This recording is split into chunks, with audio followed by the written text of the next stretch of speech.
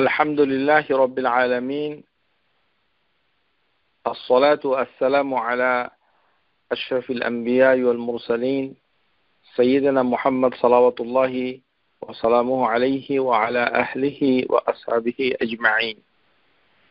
প্রিয় শ্রোতা, আমরা গত ক্লাসে আল ইলাহ সম্পর্কে আলোচনা করেছি। একটি জিনিস বাদ পড়েছে, সেটি হচ্ছে এই যে দুনিয়ার ভিতরে যে ইলাহগুলো আছে সেটা আপনাদেরকে জানতে হবে।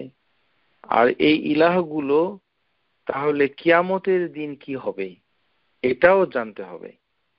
যে যে ইলাহগুলো দুনিয়াতে আছে সেগুলিকে আবার কিয়ামতেও আল্লাহ সুবহানাহু ওয়া তাআলা হাসরের মাঠে ওই ইলাহগুলোকে আবার তিনি হাজির করবেন এবং মানুষদেরকে বলবেন যে তোমরা ওই ইলাহার কাছে চলে যাও। তাহলে ইলাহা দুনিয়াতেও আছে এবং কিয়ামতেও থাকবে। তার মানে এত বড় থাকা, তার মানে এখানে তো আছেই। সুতরাং ইলাহ সম্পর্কে ধারণা থাকতে হবে। শুধু লা ইলাহা বললে মানে কাজ হবে না, বুঝতে হবে যে এটাতে কি বোঝাচ্ছে।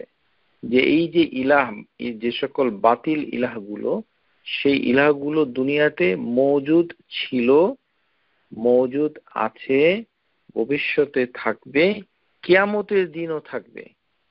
যেমন আল্লাহ সুবহানাহু ওয়া তাআলা বলছেন সূরা নামল, ইয়াওমা নাহশুরু মিন কুল্লি উম্মাতিন ফাওজান মিম্মান ইউকাযযিবু বিআয়াতিনা ফাহুম ইউজাউন। যেদিন আমি একত্রিত করব এক একটি দলকে, যেসব সম্প্রদায় থেকে যারা আমার আয়াতসমূহকে মিথ্যা বলতো। যেমন সূরা ইয়াসিনে এসছে ওয়ামতাজুল ইয়াউম আইয়ুহাল মুজরিমুন, যে অপরাধী যারা তারা আজকে আলাদা হয়ে যাও। এই যে দলে বিভক্ত হয়ে যাওয়া, এরা শুধু দলেই বিভক্ত হবে না, বরঞ্চ তাদের ইলাহ তাদের সাথে থাকবে। এটা গুরুত্বপূর্ণ। সুতরাং ইলাহা কোনো ঠাকুরমার ঝুলি নয় যে এটা বিশ্বাস করলে করলাম, না করলে নাই, এরকম নয়। জানতে হবে যে ইলাহা কত গুরুত্বপূর্ণ, যে বাতিল ইলাহগুলো কিয়ামতেও আল্লাহ হাজির করবেন। আন আবি সাঈদ বিল খুদরি রাদিয়াল্লাহু আনহু قال রাসূলুল্লাহ সাল্লাল্লাহু আলাইহি ওয়াসাল্লাম ইযা কানা ইয়াউমুল কিয়ামা আযিনা মুআযযিনু লাতাত্তাবিউ কুল্লু উম্মাতিন মা কানাত তা'বুদুন। যে কিয়ামতের দিন একজন ঘোষক ঘোষণা করবে, প্রত্যেক উম্মত যারা যারা এই ইবাদত বা পূজা করত তাদেরকে তোমরা অনুসরণ করো। যাদের তাদের ইলাহা ছিল, যাদের তারা ইবাদত করত অথবা পূজা বাংলা শব্দে যদি মনে করে, তাহলে ওই ইলাহার দিকে, ওই মাবুদের দিকে তোমাদের অনুসরণ করো। ফালা ইয়াবকা আহাদুন কানা ইয়াবুদু গায়রুল্লাহ মিনাল আসনাম ওয়াল আনসাব ইল্লা ইয়াতাসাকাতুনা মিনান নার। যে যারা মূর্তি পূজা করত, মূর্তি পূজার বেদিতে উপাসনা করত, তাদেরকে ওইভাবে ডাকা হবে যারা আল্লাহ ছাড়া অন্য কিছুর মানে উপাসনা করত। যেমন উদাহরণ হিসাবে এসেছে যে ইহুদি যারা উজাইরের ইবাদত করত, তাদেরকে বলা হবে যে ওদিকে যাও। ফায়াদু ইয়াহুদ ফায়াকুলু লাহুম মা কুনতুম তা'বুদুন। তখন তারা বলবে যে ওজাইর ইবনুল্লাহ।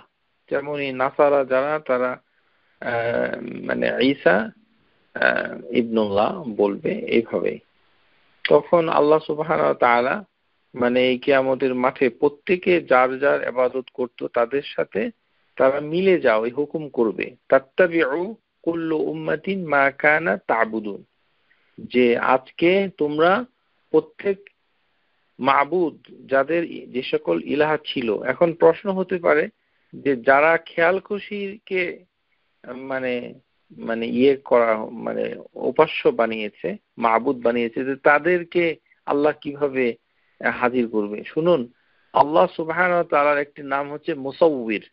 তিনি আকৃতি দান করেন।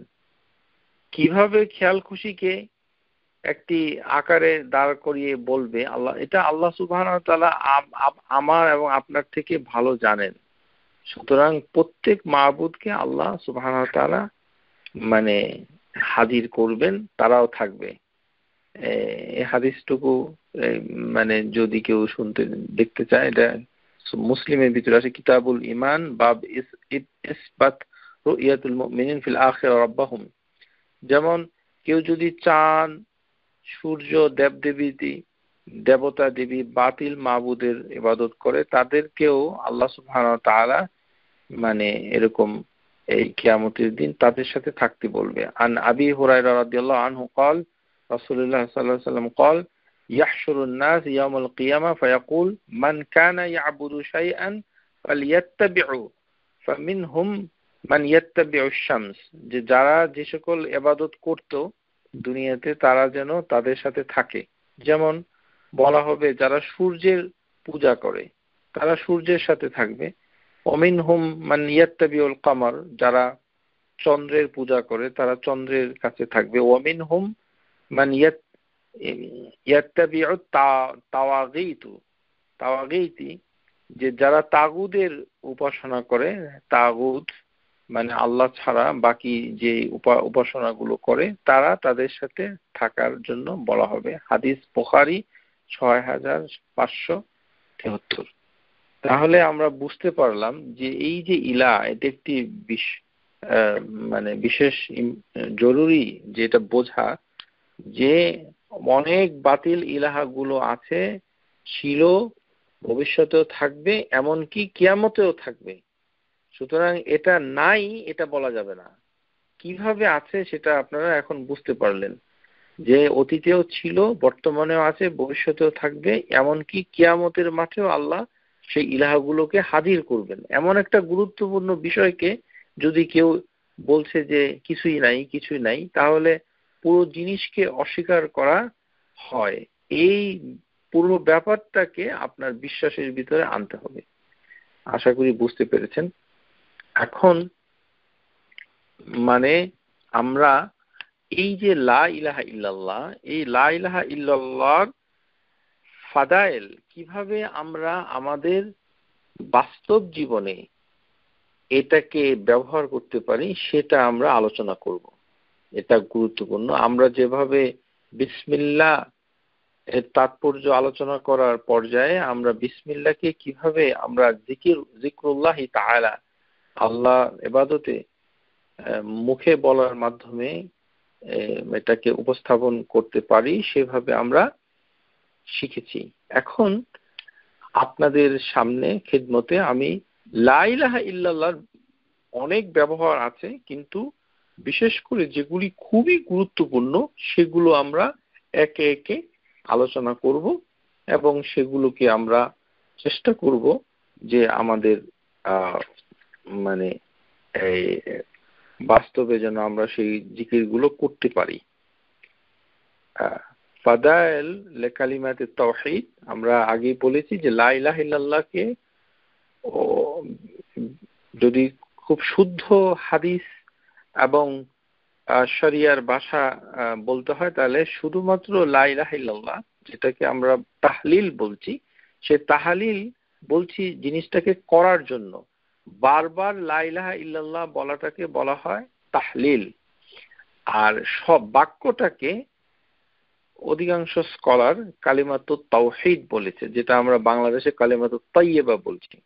তো কালেমাত তাইয়্যিবা বলা যায়, কিন্তু উত্তম হচ্ছে কালেমাতুত তাওহীদ বলা। এখন থেকে আপনারা এটাকে কালেমাত তাইয়্যিবা না বলে কালেমাত তাওহীদ এই নামে এটাকে ডাকবেন, এটাই সবচেয়ে উত্তম, যদিও এর অন্য নাম আছে। এখন এটার ফাদাইল, মিন ফাদাইলুহা আন্নাহা আফদালুল আমাল ওয়া আকসারুহু তাদিয়াফান,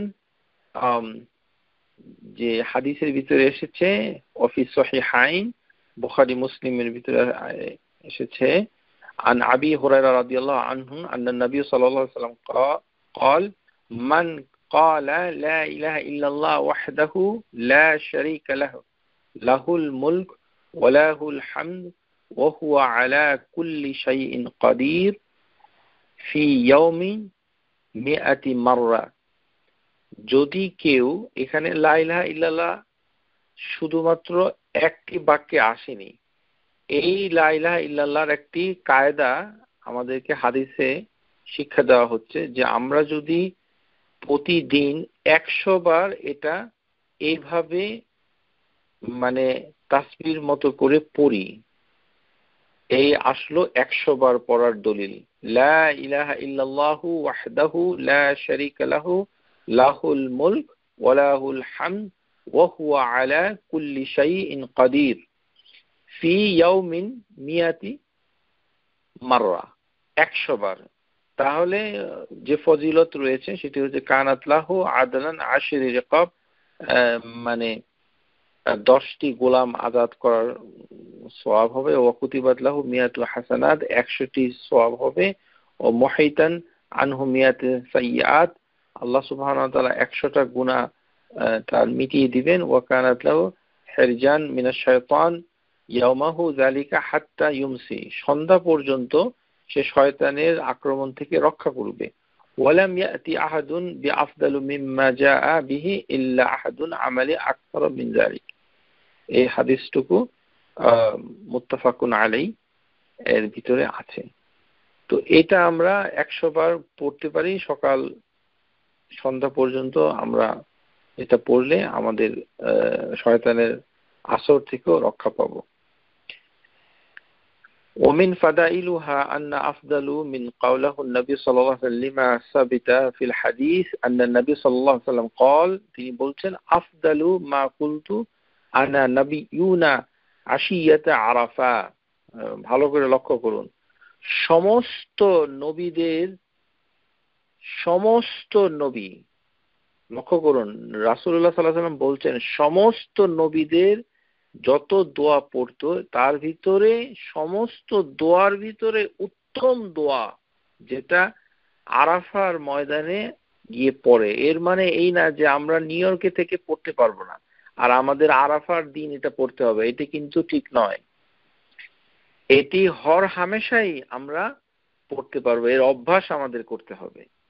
এটি হচ্ছে সবচেয়ে উত্তম দোয়া। যত আমরা দোয়া করি লা ইলাহা ইল্লাল্লাহ বলে না থেমে, লা ইলাহা ইল্লাল্লাহু ওয়াহদাহু লা শারীকা লাহ লাহুল মুলক ওয়া লাহুল হামদ ওয়া হুয়া আলা কুল্লি শাইইন কাদির, এটা এই দোয়া এটি হাদিসের ভিতরে এসেছে, অনেক কিতাবের ভিতরে আছে, হজের বইতেও এটি পাবেন।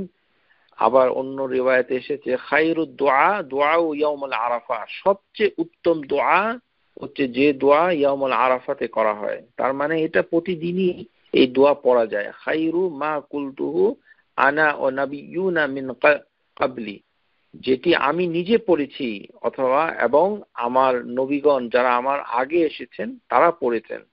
সুতরাং সমস্ত নবীদের দোয়াটা আমাদের শিখে রাখলে ভালো।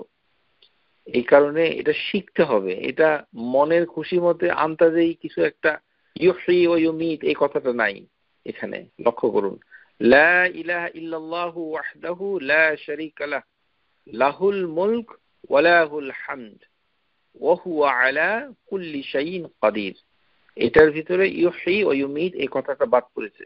সুতরাং ওটা বাদ দিয়ে যদি লা ইলাহা ইল্লাল্লাহু ওয়াহদাহু লা শারীকা লাহ, এর অর্থ আপনারা সবাই জানেন যে একমাত্র প্রকৃত ইলাহ যিনি বা উপাসনা পাওয়ার যোগ্য তিনি হচ্ছেন আল্লাহ, আর হচ্ছে তিনি একক, তার কোনো শরীক নাই, সমস্ত রাজত্ব তারই এবং তিনি সমস্ত প্রশংসা তারই এবং তিনি সমস্ত কিছুর উপরে কাদির, ক্ষমতাবান। এই আফদালুহা সাহিবুদ দুনবি ইয়াউমাল কিয়ামা,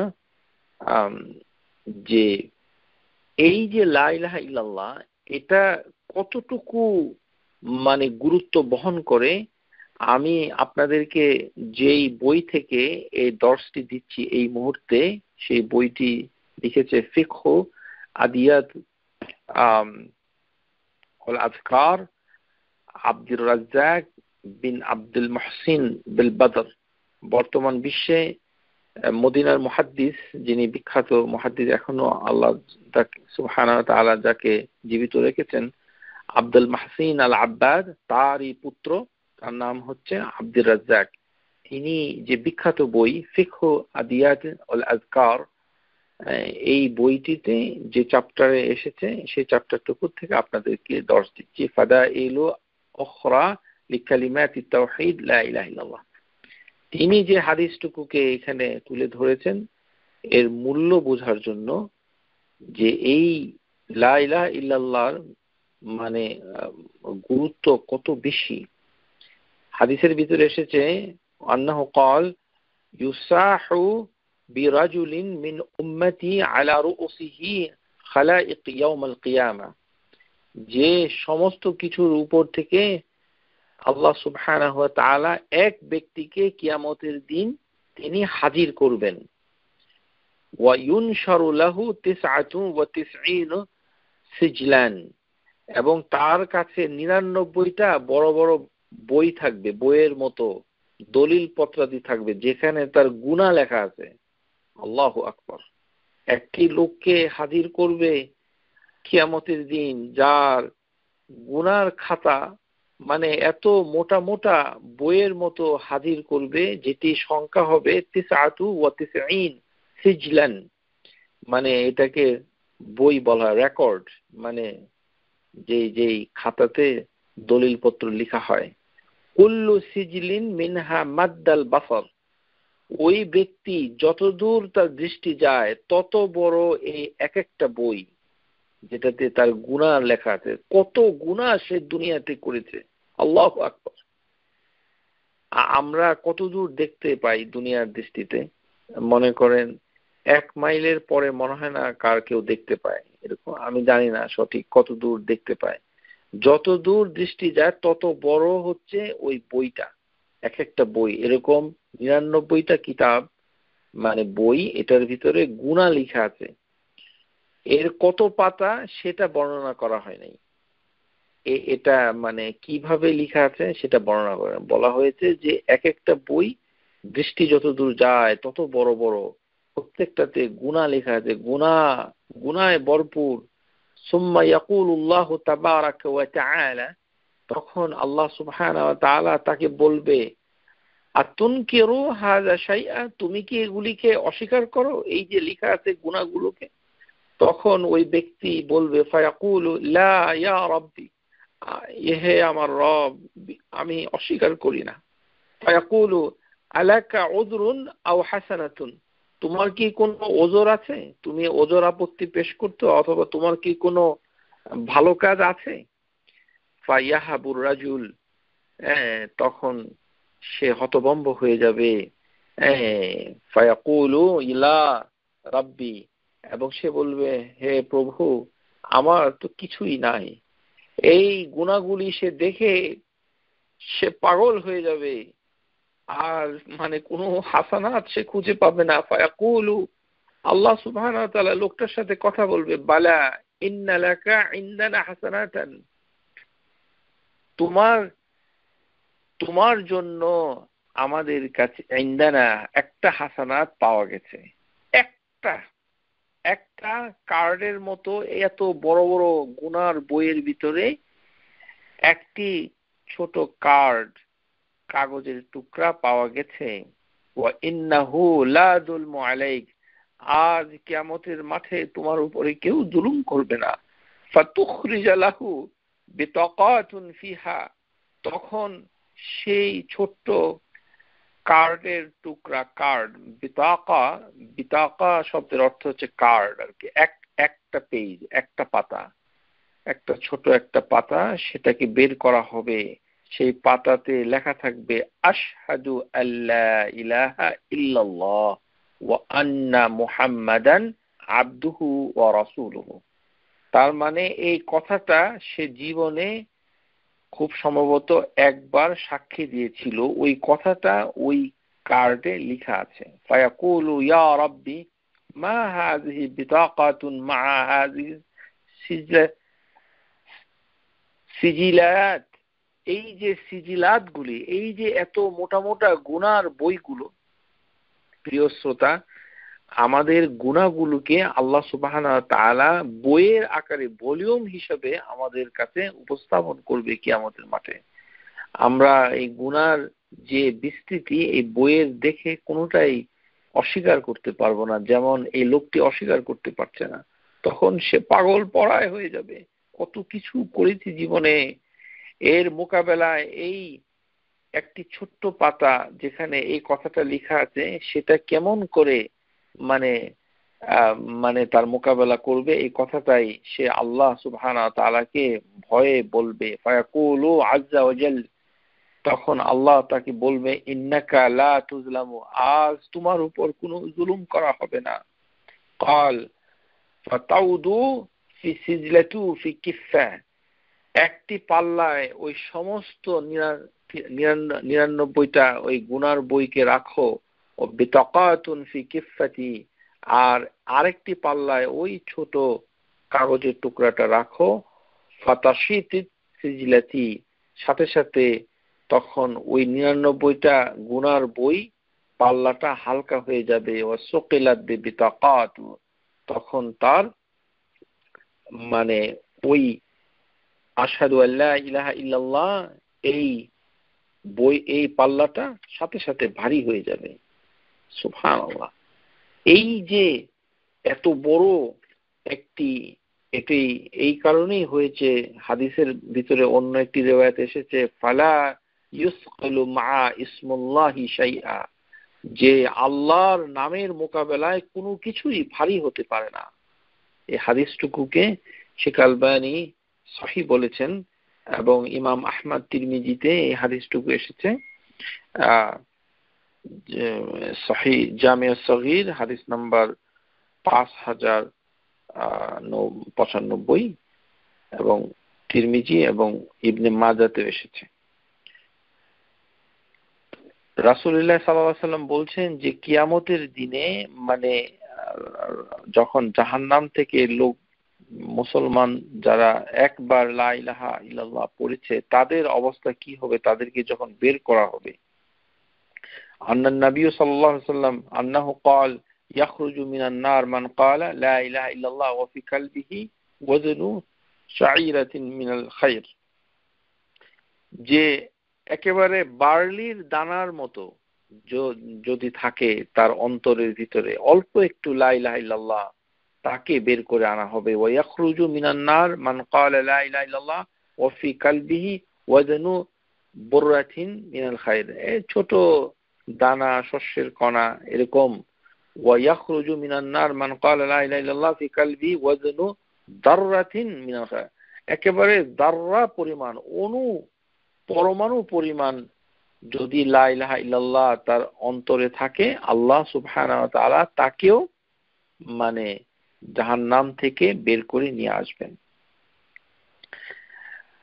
হাদিসের ভিতরে এসেছে ওমিন ফাদাইল হাযা কালিমাতুন আন নূহান ক্বালা লি ইবনিহি ইনদা মাউতিহি, যে নূহ আলাইহিস সালাম তার মৃত্যুর সময় তার পুত্রকে বলল আমুরুকা বিলা ইলাহা ইল্লাল্লাহ, আমি তোমাকে আদেশ করছি লা ইলাহা ইল্লাল্লাহ। ফা ইন্নাস সামাওয়াতি সাবআ, যেমন 7 হেভেন ওয়াল আরদাইন সাবআ, এবং মানে 7 জমিন লাউ বুদিআত ফি কিফাতি, যে যদি এটি একটি পাল্লায় রাখা হয়, ও বুদিআত লা ইলাহা ইল্লাল্লাহ ওয়া কিফাতি ওয়া জাহাত বিহিন্না লা ইলাহা ইল্লাল্লাহ, তাহলে লা ইলাহা ইল্লাল্লাহটা ভারী হবে। ওয়ালাউ আন্না সামাওয়াতি সাবআ কুন্না হালকাতান মুবহামাতান লা কাসামাত্তাহুন্না লা ইলাহা ইল্লাল্লাহ। আপনারা এটা জানেন, এটা ফজিলতের হাদিস। যেমন মুসা আলাইহিস সালামের কাহিনীটা জানেন,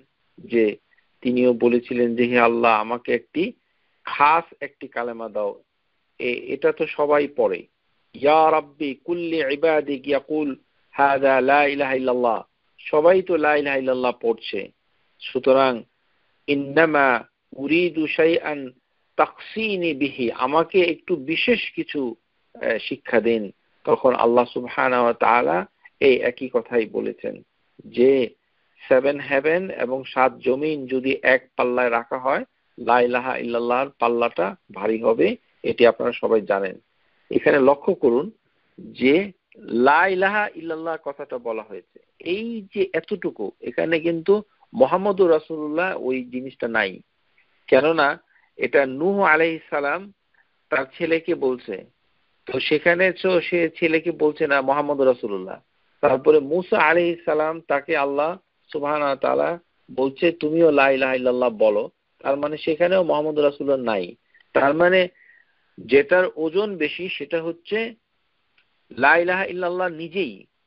তাছাড়া আমরা যে সাক্ষ্য দেই যে আশহাদু আল্লা ইলাহা ইল্লাল্লাহ ওয়া আশহাদু আন্না মুহাম্মাদান, সেই সাক্ষ্যটাও একটা কাগজে লেখা আছে। আমাদের প্রত্যেকের যারা আমরা আজকে শুনছি কিংবা আমাদের মুসলিম সমাজে সবাই অন্তত জীবনে একবার এটা বলেছে, আর যদি না বলে থাকে তাহলে তাকে একবার তাকে বলে তার সাক্ষীকে পোক্ত করতে হবে, মানে সাবিত করতে হবে। যেমন হাদিসের ভিতরে এসেছে মান ক্বালা আবদুন, যে বান্দা বলবে লা ইলাহা ইল্লাল্লাহ কাত্তু মুখলিসান, সে অন্তরের সাথে বলবে, ইল্লা ফুতিহাত লাহু আবওয়াবুস সামা হাত্তা তুফদিয়া ইলাল আরশ মা ইজতিনাবা কাবায়ের। এখানে হাদিসটার ভিতরে লক্ষ্য করুন একটি শর্ত দিয়েছে যে এটি আরশ পর্যন্ত চলে যাবে, 7 হেভেনের দরজাগুলো খুলে যাবে আল্লাহ সুবহানাহু ওয়া তাআলা, কিন্তু তার কবিরা গুনাহ থেকে যদি সে বাঁচে। তার মানে বোঝা যাচ্ছে যে সমস্ত লা ইলাহা ইল্লাল্লাহ পাঠ করলে সবার একই রকম এফেক্ট হবে না। ভালো করে শুনুন, লা ইলাহা ইল্লাল্লাহর ফজিলতের দোয়াগুলি আমরা শিখব, কিন্তু যদি আপনি কবিরা গুনাহ থেকে না বাঁচেন তাহলে কিন্তু যেভাবে হাদিসের ভিতরে এসেছে সেইভাবে কিন্তু তার উপকার আমরা নাও পেতে পারি। যেমন হাদিসের ভিতরে মা ইজতিনাবাল কাবায়ের, এটা জামিউ তিরমিজিতে এই হাদিসটুকু এসেছে এবং সহিহ জামিউ সগীরে এসেছে, তিরমিজি হাদিস নাম্বার 3590। এই কথাটা শর্ত দিয়েছে ইজতিনাবা আল কাবায়ের। আমরা সবাই জানি যে হাদিসের ভিতরে মুত্তাফাকুন আলাইহি বুখারী মুসলিমে যে মিন হাদিস ইতবান আন্না নবী সাল্লাল্লাহু আলাইহি ওয়াসাল্লাম قال ان الله حرم على النار من قال لا اله الا الله يبتغي بذلك وجه الله تعالى, যে আল্লাহ সুবহানাহু ওয়া তাআলার চেহারাটাকে খোঁজে, মানে সেটা চায় আর লা ইলাহা ইল্লাল্লাহ বলে, তার উপরে আল্লাহ সুবহানাহু ওয়া তাআলা আগুনকে হারাম করে দিয়েছেন। তাহলে ওয়াজহিল্লাহ সে চায়, এবং আল্লাহ সুবহানাহু ওয়া তাআলার জন্যই সে কাজটি করে, এটি হচ্ছে ইখলাস। আর হচ্ছে তার সন্তুষ্টির জন্য, সেটাই হচ্ছে মানে ওয়াজহিল্লাহকে চাওয়া, যে কাজে আল্লাহ সন্তুষ্ট হন, আর সে বলে হচ্ছে লা ইলাহা ইল্লাল্লাহ, তাহলে তার উপরে আগুন হারাম হবে। বিখ্যাত হাদিস আপনারা সবাই জানেন যে এটি সহিহ বুখারীতে এসেছে, যেটা আমি বলেছি।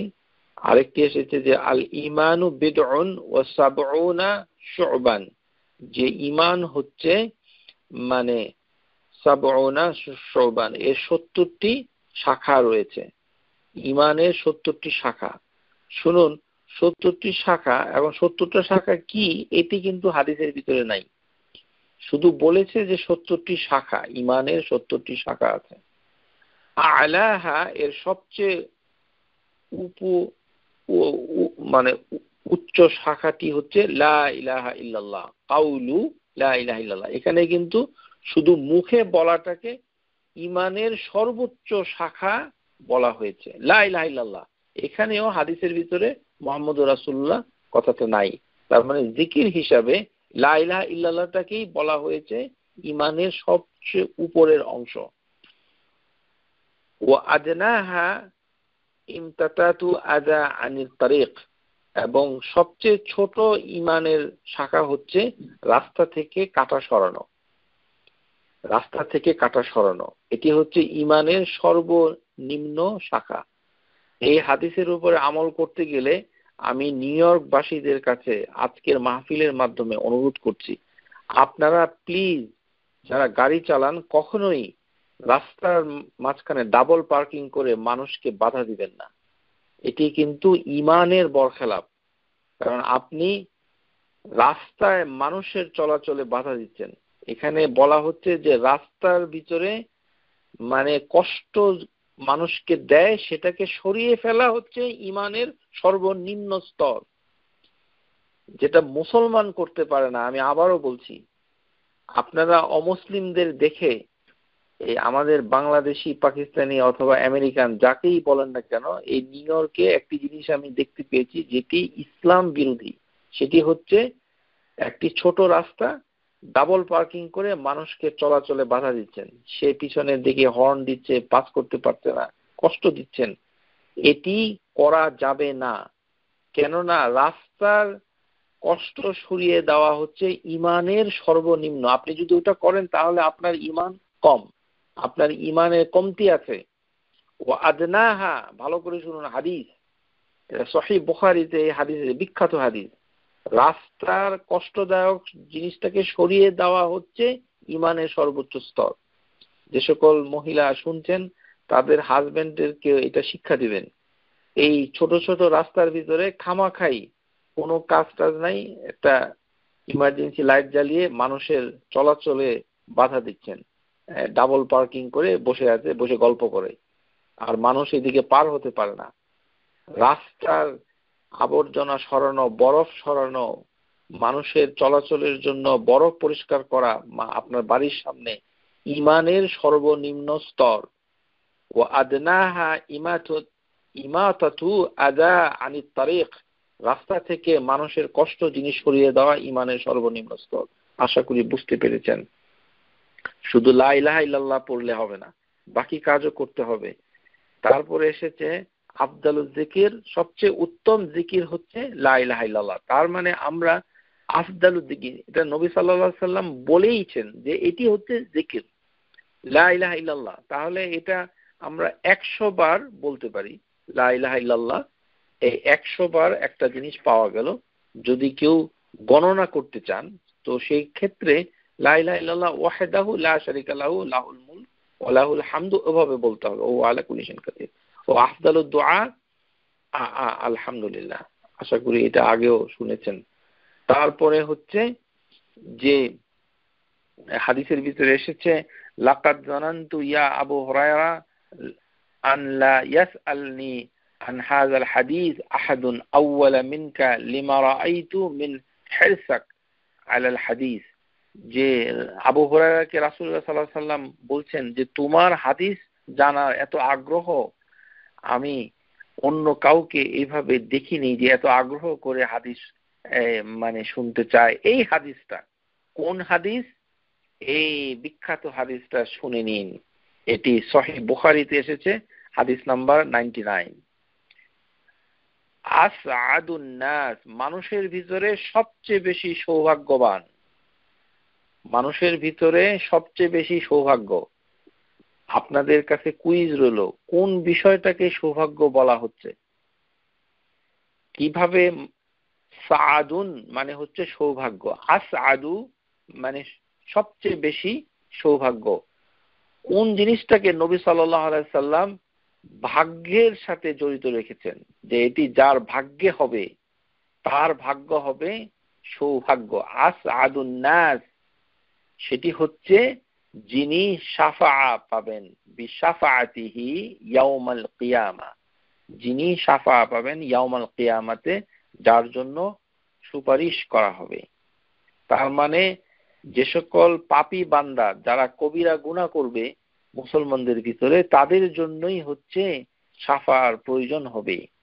আর সেই শাফাটা পাবে তিনি মান ক্বালা লা ইলাহা ইল্লাল্লাহ খালিসান মিন কলবিহি আও নাফসিহি, যে অন্তর থেকে, মনের থেকে একেবারে আন্তরিকভাবে বলবে লা ইলাহা ইল্লাল্লাহ। তার মানে এই যে লা ইলাহা ইল্লাল্লাহ, এটা অভ্যাস করে ফেলতে হবে যেন আমাদের মুখের ভিতরে আসে।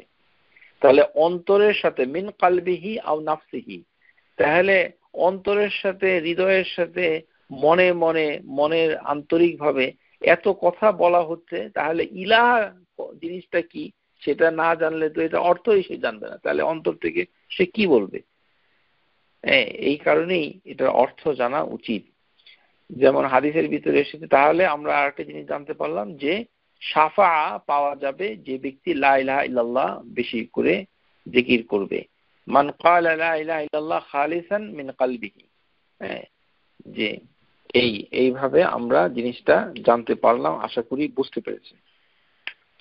এখন আমরা এই দোয়াগুলোতে চলে যাব, যে দোয়াগুলো আমরা যেই কিতাব থেকে আপনাদেরকে পড়ে শোনাবো সেটি হচ্ছে জামিউ সহিহ আল আযকার লিল আল্লামাতুল মুহাদ্দিস মুহাম্মদ নাসিরউদ্দিন আল আলবানী রাহিমাহুল্লাহ তাআলা, তার কিতাব থেকে বিশেষ দোয়াগুলোকে আপনাদের কাছে পেশ করছি ইনশাআল্লাহ তাআলা।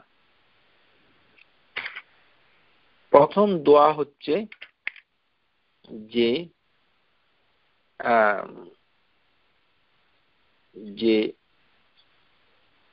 মা ইয়াকুলু ইনদাল কারব। এই যে কারব মানে মানুষ যখন দুঃখ কষ্টে পড়ে যায়, খুব দুঃখ অন্তরে, কেউ কথা শুনে না, তারপরে মানে টাকা পয়সার সমস্যা, শরীরে অসুখ করেছে, মানুষ ভুল বুঝেছে, ইত্যাদি ইত্যাদি, অসহায় হয়ে পড়েছেন, খুব মনোকষ্ট, নানান সমস্যা, সেটা দুনিয়ার সামাজিক মানসিক যত ধরনের সমস্যা আছে, এটাকে হাদিসের ভাষায় বলা হয় আল কারবি, আল কারব। এই আল কারবের সময় আপনি যে দোয়াটা পড়বেন সেটি সহিহ হাদিসের ভিতরে এসেছে, আপনারা সবাই এটা শিখবেন। এই দুঃখ কষ্টের সময় এই দোয়া পড়তে হয়, আর এই দোয়াটা শুরু হয়েছে লা ইলাহা ইল্লাল্লাহ দিয়ে। কানা রাসূলুল্লাহ সাল্লাল্লাহু আলাইহি সাল্লাম কানা ইয়াকুল ইনদাল কারব, যে দুঃখ কষ্টের সময় মানে মানে আন্না রাসূলুল্লাহ সাল্লাল্লাহু আলাইহি সাল্লাম কানা ইয়াকুল, উনি নিজেই বলতেন, সুবহানাল্লাহ, রাসূলুল্লাহ সাল্লাল্লাহু আলাইহি সাল্লামেরও দুঃখ, সুবহানাল্লাহ বিহামদিহি, তিনি নিজে এটা করিয়ে দেখিয়েছেন, আমাদেরকে তো করতে হবেই। লা ইলাহা ইল্লাল্লাহুল আযীমুল হালিম, লা ইলাহা ইল্লাল্লাহু রাব্বুল আরশিল আযীম, লা ইলাহা ইল্লাল্লাহু রাব্বুস সামাওয়াতি ওয়া রাব্বুল আরদি ওয়া রাব্বুল আরশিল কারীম। এই হচ্ছে পূর্ণ দোয়া। এটি সহিহ বুখারীতে এসেছে, হাদিস নাম্বার হচ্ছে 6346 ইনশাআল্লাহ। লা ইলাহা ইল্লাল্লাহুল আযীমুল হালিম, লা ইলাহা ইল্লাল্লাহু রাব্বুল আরশিল আযীম, লা ইলাহা ইল্লাল্লাহু রাব্বুস সামাওয়াতি ওয়া রাব্বুল আরদি ওয়া রাব্বুল আরশিল কারীম। তার মানে এখানে তিনবার লা ইলাহা ইল্লাল্লাহ এসেছে, তারপরে আল্লাহর নামগুলি এসেছে আল আযীম, আল হালিম, তারপরে আল্লাহর একটি সবচেয়ে বড় সৃষ্টি, আল মাখলুকদের ভিতরে যত সৃষ্টি আছে আল্লাহর সবচেয়ে বড় সৃষ্টি হচ্ছে আল আরশুল আযীম, আল আরশুল আযীম। সুতরাং সব আল্লাহ ছাড়া সবকিছুর থেকে ইয়াকিন তুলে নেওয়া যাবে না, এটা একটা বাতিল কথা। এখানে এসে আর কি এসেছে, রব্বুস সামাওয়াত রব্বুল আরদ, যে হেভেন সমূহের রব এবং পৃথিবীর রব, ও রব্বুল আরশিল কারীম। এটা আশা করি এটা দোয়ার বইতে আপনারা পাবেন।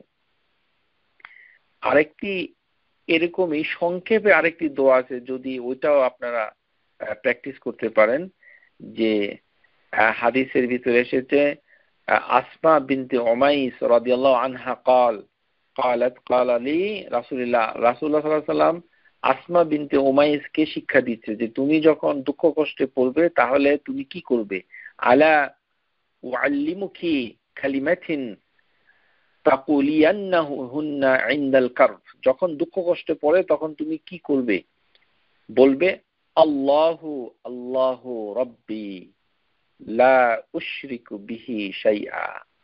এই একটি দোয়া যেখানে আল্লাহ দুইবার বলা হয়, আর আমার জানা মতে আর তেমন কোনো দোয়া নাই, একটা থাকতে পারে, আমার মনে আসছে না, কিন্তু এই একটি হচ্ছে হাদিস যেখানে আল্লাহু আল্লাহু রব্বি, দুইবার আল্লাহু আল্লাহু, তারপরে রব্বি, লা উশরিকু বিহি শাইআ।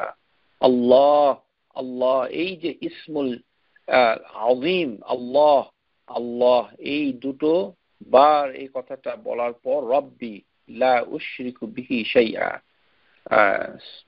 সুনান আবি দাউদ, ইবনে মাজাতে এসেছে, আলবানী সহিহ তারগিবের ভিতরে এসেছে, হাদিস নাম্বার 1824। এখন যে আরেকটি বিষয় এসেছে যে যখন আমরা বিপদে পড়ি তখন আমরা যে মানে যেই দুন্নুন, যেই মাছের পেটে যে নবী চলে গিয়েছিল, তো তার জন্য যে দোয়া শিক্ষা দেওয়া হয়েছিল, আল্লাহ সুবহানাহু ওয়া তাআলা কোরআনুল আযীমের ভিতরে যে দোয়াটা বর্ণনা করেছেন সেটি রাসূলুল্লাহ সাল্লাল্লাহু আলাইহি ওয়াসাল্লাম নিজে আবার বলেছেন। قال রাসূলুল্লাহ সাল্লাল্লাহু আলাইহি ওয়াসাল্লাম দাউতু যিন্নুন, মানে মাছওয়ালা, যিনি মাছের পেটে চলে গিয়েছিলেন, ইজ দাআ ওয়া হুয়া ফি বাতনিল হুত, তিনি মাছের পেটের ভিতরে গিয়ে যিনি দোয়া পড়েছিলেন, সেই দোয়াটা হচ্ছে লা ইলাহা ইল্লা আনতা সুবহানাক ইন্নী কুনতু মিনাজ জালিমিন, এতটুকু। ফাস্তাজাবনা লাহু, এটা কিন্তু ওখানে নাই, সুতরাং ওই অতিরিক্তটা আপনারা পড়বেন না, শুধু এতটুকু, লা ইলাহা ইল্লা আনতা সুবহানাকা ইন্নী কুনতু মিনাজ জালিমিন। তারপরে রাসূলুল্লাহ সাল্লাল্লাহু আলাইহি ওয়াসাল্লাম বলছে ফা ইন্নাহু লাম ইয়াদউ বিহা রাজুলুন মুসলিমুন ফি শাইইন কাত্তু ইলা আস্তাজাবা আল্লাহু লাহু, যে কোনো মুসলিম, নবী সাল্লাল্লাহু আলাইহি ওয়াসাল্লাম গ্যারান্টি দিয়ে বলছেন, যে কোনো মুসলিম যদি এতটুকু দোয়া পড়ে তাহলে আল্লাহ সুবহানাহু ওয়া তাআলা তার দোয়া কবুল করবে, অর্থাৎ তাকে ওই দুঃখ কষ্ট থেকে মুক্তি দিবে। আশা করি বুঝতে পেরেছেন যে তাহলে এখানে এই লা ইলাহা ইল্লাল্লাহুল আযীমুল হালিম এই শব্দে বিভিন্ন ভাবে এসেছে, কোন কোন হাদিসে এসেছে হালিমুল হাকিম, এগুলিও সহিভাবে এসেছে, সুতরাং আশা করি ভুল বুঝবেন না। লা ইলাহা ইল্লাল্লাহুল হালিমুল কারীম এভাবে এসেছে, সুবহানাল্লাহি রাব্বিস সামাওয়াত সাবঈ ওয়া রাব্বিল আরশিল কারীম, এটা এসেছে। তারপরে মাররাতুন লা ইলাহা ইল্লাল্লাহ এইভাবেও এসেছে, যে দুঃখ কষ্টের ভিতরে এইভাবে লা ইলাহা ইল্লাল্লাহুল আলিয়ুল আযীম এইভাবে এসেছে। তার মানে আপনারা যদি অন্যভাবেও পান, এটা কিন্তু দোয়াগুলি আলিউল আযীম, আযীমুল হালিম, হালিমুল কারীম এইভাবে বিভিন্ন আছে, সবগুলোই সহিহ। রাব্বুল আরশিল আযীম যে কোনো একটা পড়লেই হবে, আশা করি বুঝতে পেরেছেন। লা ইলাহা ইল্লাল্লাহুল হালিমুল কারীম সুবহানাহু ওয়া তাবারাকাল্লাহু রাব্বুল আরশিল আযীম ওয়ালহামদুলিল্লাহি রাব্বিল আলামিন এভাবেও এসেছে, আশা করি বুঝতে পেরেছেন। সুতরাং এটি হচ্ছে দুঃখ কষ্টের সময় দোয়া। তারপরে এসেছে যে আমরা আগেই বলেছি যে আফদালুজ জিকির, যে সবচেয়ে উত্তম জিকির হচ্ছে লা ইলাহা ইল্লাল্লাহ, আর দোয়া হচ্ছে আলহামদুলিল্লাহ। এটি অন্য হাদিসে এসেছে আফদালুশ শুকর আলহামদুলিল্লাহ, কিন্তু জিকির হিসাবে লা ইলাহা ইল্লাল্লাহ রয়ে গেছে। তো আমরা জিকির মানে এখানে হচ্ছে তাসবির মতো করে যখন আমরা বারবার এটা পড়ব তখন এটা জিকির হবে। সেই ক্ষেত্রে মুহাম্মাদুর রাসূলুল্লাহ এটা বারবার বলতে হবে না। আবার বাংলাদেশের স্টাইল অনুযায়ী 100 বার লা ইলাহা ইল্লাল্লাহ বলার পর একবার মুহাম্মাদুর রাসূলুল্লাহ, এটাও হাদিসের ভিতরে নাই। সুতরাং যেটা হাদিসে নাই সেটা ওইভাবে বলা ঠিক না, কেননা মুহাম্মাদুর রাসূলুল্লাহ যদি আপনাকে পড়তেই হয় ইচ্ছা করে, তাহলে আপনি উজুর পরে শাহাদা দুটো আছে সেটা করতে পারেন, হাদিসের ভিতরে সেই দোয়াগুলো এসেছে, অথবা নামাজের ভিতরে আপনারা পড়তে পারেন। যেমন ওমর ইবনে খাত্তাব রাদিয়াল্লাহু আনহু আন্না নবী সাল্লাল্লাহু আলাইহি ওয়াসাল্লাম قال ما منكم احد يتودى ويبلغ او يسبغ الوضوء, যে পূর্ণাঙ্গ ভাবে উজু করবে, মানে এই উযুটা একেবারে পাওটাও ধুইতে হবে, কিন্তু মানে যদি পায়ের উপরে মাসে করেন তাহলে ওটা পূর্ণাঙ্গভাবে উযুটা বোঝাচ্ছে না। এটা কিন্তু একেবারে যেভাবে বলেছে একেবারে 3 বার করে উযু করা, একেবারে বিসমিল্লাহর সাথে একেবারে মানে যেভাবে হাতে পানি নিয়ে ওইভাবে কারণ এখানে ইয়াবলুগু ইয়াসবাগু মানে উযু বিভিন্ন ভাবে করা যায়, কিন্তু এই ফাদাইলটা যদি কেউ নিতে চায় তাহলে দুটো ইয়াবলুগু ইয়াসবাগু উযু পরিপূর্ণভাবে যেভাবে একেবারে ওসমান রাদিয়াল্লাহু তাআলা উযু করেছেন ঠিক সেভাবে যদি কেউ উযু করে, সুম্মা ইয়াকুল আশহাদু আল্লা ইলাহা ইল্লাল্লাহ ওয়া আন্না মুহাম্মাদান আবদুহু ওয়া রাসূলুহু ইল্লা ফুতিহাত লাহু আবওয়াবুল জান্নাহ সামানিয়া ইয়াদখুলু মিনহা আইয়ুহা শা, যে মানে জান্নাতের 8টি দরজা মানে খোলা হবে, যেটা ইচ্ছে দিয়ে সে প্রবেশ করবে। মানে এই কথাটা হলে একবার বলতে হবে। তার মানে মুহাম্মদুর রাসূলুল্লাহ বলতে গেলে এইভাবে একবার বলতে হবে, তাও দেখতে হবে যে আপনি কোথায় বলছেন।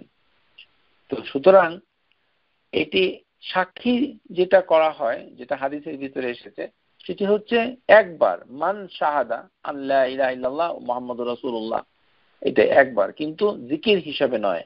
আরেকটি হচ্ছে নামাজের ভিতরে গিয়ে আপনি আশহাদু আল্লা ইলাহা ইল্লাল্লাহ ওয়া আশহাদু আন্না মুহাম্মাদান আবদুহু ওয়া রাসূলুহু, সেটা আমরা পড়তে পারি। আশা করি বুঝতে পেরেছেন। এখন যে যে জিনিসটি আমরা আলোচনা করব সেটি হচ্ছে যে মা আলাল আরদিল আহাদুন মা ইয়াকুল লা ইলাহা ইল্লাল্লাহ আল্লাহু আকবার লা হাওলা ওয়ালা কুওয়াতা ইল্লা বিল্লাহ ওয়া কুফিরাত আনহু খাতায়া ওয়ালাউ কানাত মিসলা জাবাদিল বাহর, যে সমুদ্রের ফেনার মতো, এটা আমাদের দেশে সবাই জানেন এই হাদিসটা, যে সমুদ্রের ফেনার মতো যদি, এটি সহিহ হাদিস, যে তার গুনাহ থাকে তাহলে আল্লাহ সেই গুনাহকে মাফ করে দিবে। সাগায়ের গুনাহ সেটি হচ্ছে লা ইলাহা ইল্লাল্লাহু আল্লাহু আকবার ওয়ালা হাওলা ওয়ালা কুওয়াতা ইল্লা বিল্লাহ, এতটুকু পর্যন্ত পড়তে হবে। তখন আল্লাহ ওটা যত ছোট ছোট গুনাহ আছে সেই গুনাহগুলোকে আল্লাহ সুবহানাহু ওয়া তাআলা মাফ করে দিবেন। আশা করি এটি বুঝতে পেরেছেন।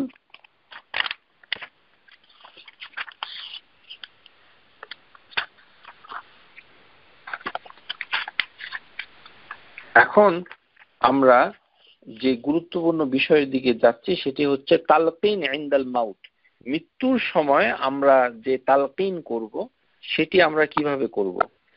সেখানে স্পষ্ট বলা হচ্ছে যে عن معاذ بن جبل رضي الله عنه قال قال رسول الله صلى الله عليه وسلم من كان آخر كلامه, যার শেষ কথা হবে লা ইলাহা ইল্লাল্লাহ দাখালাল জান্নাহ।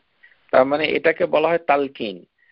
যারা একেবারে মুমূর্ষু হয়ে গেছে, কিছুক্ষণের ভিতরে ইন্তেকাল করবে, মারা যাবে এরকম আশঙ্কা করা হচ্ছে, তাকে বলতে হবে আর কোনো কিছু সে বলার জন্য তাকে তাগাদা দিবেন না।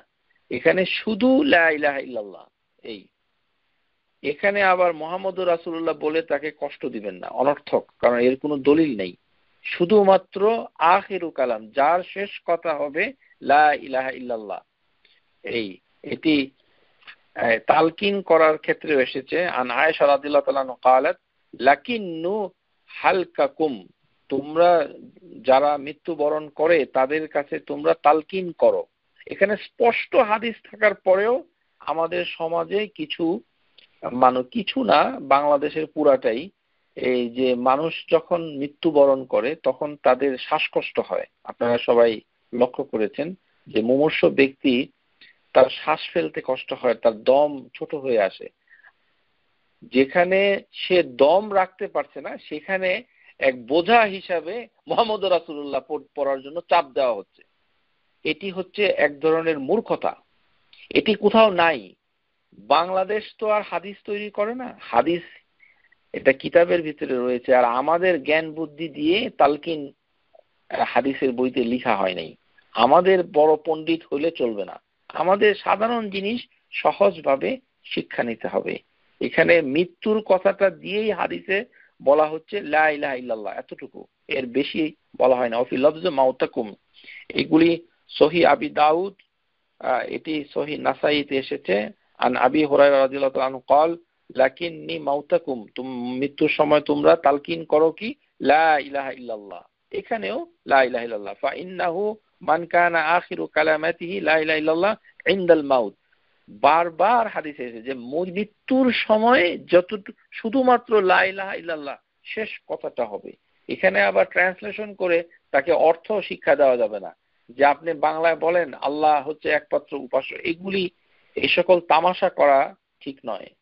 কারণ মৃত্যুর সময় জিকির হিসাবে আরবি ভাষায় এই কথাটা শুধু বলতে হবে। আর এটা তখনই মুখে আসবে যদি আপনি হর হামেশা লা ইলাহা ইল্লাল্লাহ বলতে থাকেন। আপনারা জানেন যে কোনো জিনিসে আশ্চর্য হয়ে গেলে, আপনারা যেমন বিসমিল্লাহ পড়ার হাদিস জেনেছেন, রাসূলুল্লাহ সাল্লাল্লাহু আলাইহি সাল্লাম কোনো জিনিসে আশ্চর্য হয়ে গেলে, হঠাৎ কোনো অবাক হয়ে গেলে অথবা বিভ্রান্ত হয়ে গেলে সাথে সাথে লা ইলাহা ইল্লাল্লাহ বলতেন। যেমন ইয়াজুজ মাজুজ মানে গর্ত খনন করেছে অথবা দেয়াল ছিদ্র করেছে, ওই হাদিসটার ভিতরে তিনি ঘুম থেকে উঠছেন কি বলে, লা ইলাহা ইল্লাল্লাহ, তারপরে তিনি বলছেন এইভাবে। সুতরাং আমাদেরও চেষ্টা করবেন, আপনারা গাড়ি চালাচ্ছেন, হঠাৎ করে ব্রেকে পাড়া দিচ্ছেন, লা ইলাহা ইল্লাল্লাহ এইভাবে বলবেন। যে কোনো মানুষের সাথে ঝগড়া হচ্ছে, কারোর সাথে লা ইলাহা ইল্লাল্লাহ বলতে পারেন। বাচ্চারা কথা শুনছে না, লা ইলাহা ইল্লাল্লাহ এইভাবে। হ্যাঁ, চুলাতে আগুন ধরিয়ে দিচ্ছেন, হঠাৎ করে একটা দুর্ঘটনা ঘটে যাচ্ছে, লা ইলাহা ইল্লাল্লাহ। এইভাবে বিভিন্ন সময়ে লা ইলাহা ইল্লাল্লাহ বলার চেষ্টা, প্র্যাকটিস আমাদেরকে করতে হবে। এবং স্কলাররা তাই বলেছেন, এবং এটি হাদিসের ভিতরেও এসেছে এইভাবে বলার জন্য। আর যারা একেবারে মৃত্যুর সাথে, যারা মনে করেন দীর্ঘদিন ধরে একেবারে মৃত্যুর মতো বিছানায় শুয়ে আছেন, তাদের জন্য দুইটি দোয়া আমি খাস করে এটি কিতাব থেকে আপনাদেরকে পড়ে শোনাচ্ছি। এটা আমল করার চেষ্টা করবেন। যাদের খুব মুমূর্ষ কেউ আছে, যে কিছুদিনের ভিতরে হয়তো ইন্তেকাল করবে, ডাক্তাররা বলে দিয়েছে যে আর বাঁচার আশা নেই, তাদের লা ইলাহা ইল্লাল্লাহটা একটু ভিন্ন ধরনের হবে। আপনারা ইচ্ছা করলে এটাকে আমল করতে পারেন। দোয়া উল মারিদু ইজা শাআরাল বিকারবি আজলিহি, যে দুঃখ কষ্টে যেই অসুস্থ ব্যক্তি একেবারে মুমূর্ষ হয়ে চিন্তাযুক্ত হয়েছে, তার জন্য একটি দোয়া। আন আবি হুরায়রা রাদিয়াল্লাহু আনহু আবি সাঈদ রাদিয়াল্লাহু আনহুমা আন্নাহু শাহাদা আলা রাসূলিল্লাহি সাল্লাল্লাহু আলাইহি ওয়াসাল্লাম, তিনি রাসূলুল্লাহ সাল্লাল্লাহু আলাইহি ওয়াসাল্লামের সাথে মানে উপস্থিতিতে মানে শাহেদ রেখে বলছেন, ইজ ক্বাল আল আবদু, যে যখন বান্দা বলে লা ইলাহা ইল্লাল্লাহু ওয়াল্লাহু আকবার, এটি হচ্ছে একবার। ক্বালা ইয়াকুলুল্লাহু আযজা, আল্লাহ তখন সাথে সাথে তার জবাব দেয়, সাদাকা আবদি, আমার বান্দা ঠিকই বলেছে। লা, তারপরে লা ইলাহা ইল্লা আনা ওয়া আনা আকবারু, তাহলে প্রথমটা হচ্ছে লা ইলাহা ইল্লাল্লাহ ওয়াল্লাহু আকবার, তারপরেটা হচ্ছে লা ইলাহা ইল্লা আনা ওয়া আনা আকবারু। ইয ক্বাল আল আবদু লা ইলাহা ইল্লাল্লাহ ওয়াহদাহু, সে যখন লা ইলাহা ইল্লাল্লাহ ওয়াহদাহু বলবে, তখন আল্লাহ তাকে উত্তর দিবে সাদাকা আবদি। তারপরে যখন সে বলবে লা ইলাহা ইল্লাল্লাহু লা শারীকা লাহু, তখন আল্লাহ বলবে সাদাকা আবদি। যখন সে বলবে লা ইলাহা ইল্লাল্লাহু লাহুল মুলকু ওয়া লাহুল হামদু, তখন আল্লাহ বলবেন সাদাকা আবদি। লা ইলাহা ইল্লাল্লাহ ওয়ালা হাওলা ওয়ালা কুওয়াতা ইল্লা বিল্লাহ, তখন আল্লাহ সুবহানাহু ওয়া তাআলা উত্তর দেন সাদাকা আবদি। তারপরে লা ইলাহা ইল্লাল্লাহু ওয়ালা হাওলা ওয়ালা কুওয়াতা ইল্লা বিল্লাহ। এই তার মানে লা ইলাহা ইল্লাল্লাহটা চার ভাবে এখানে হাদিসে এসেছে। এইভাবে বলা যায়, যার উত্তর আল্লাহ সাথে সাথে দেন মৃত্যু পথযাত্রী ব্যক্তিকে। এটা আপনারা যদি তার সামর্থ্য থাকে তাহলে এটা প্র্যাকটিস করাতে পারেন। লা ইলাহা ইল্লাল্লাহু ওয়াল্লাহু আকবার একবার, তারপরে হচ্ছে লা ইলাহা ইল্লাল্লাহু ওয়াহদাহু, এটা আরেকবার, লা ইলাহা ইল্লাল্লাহু লা শারীকা লাহু আরেকবার, লা ইলাহা ইল্লাল্লাহু লাহুল মুলকু ওয়া লাহুল হামদু আরেকবার, তারপরে হচ্ছে লা ইলাহা ইল্লাল্লাহু ওয়ালা হাওলা ওয়ালা কুওয়াতা ইল্লা বিল্লাহ। এই 1 2 3 4 5, এই 5 বার যদি মৃত্যুর সময় কেউ পড়ে তাহলে এটা তার জন্য কষ্ট দূর হয়ে যায়। এই হাদিসটুকু সহিহ ইবনে মাজাতে এসেছে 3862 সিলসিলাতুল আহাদিস সহিহার ভিতরে শেখ আলবানী এটা সহিহ বলেছেন। এটি অন্যভাবেও এসেছে, আমি আর সেই বিস্তারিত আপনাদেরকে জানাতে চাচ্ছি না, কিন্তু এটা আমল করা যায়। আশা করি এটা যারা ইন্টারেস্টেড থাকেন তাদের মৃত্যুর কাছে, পেশেন্টের কাছে গিয়ে আপনারা এটা নিজেরা পড়তে পারেন। এটা শুনে শুনে ওই রুগী যদি আপনার দেখা দেখি এটা পড়ে তাহলে তারও আল্লাহ যেহেতু তার মনের কষ্টটা দূর হয়ে যাবে। তারপরে এসেছে যে যে আমরা যে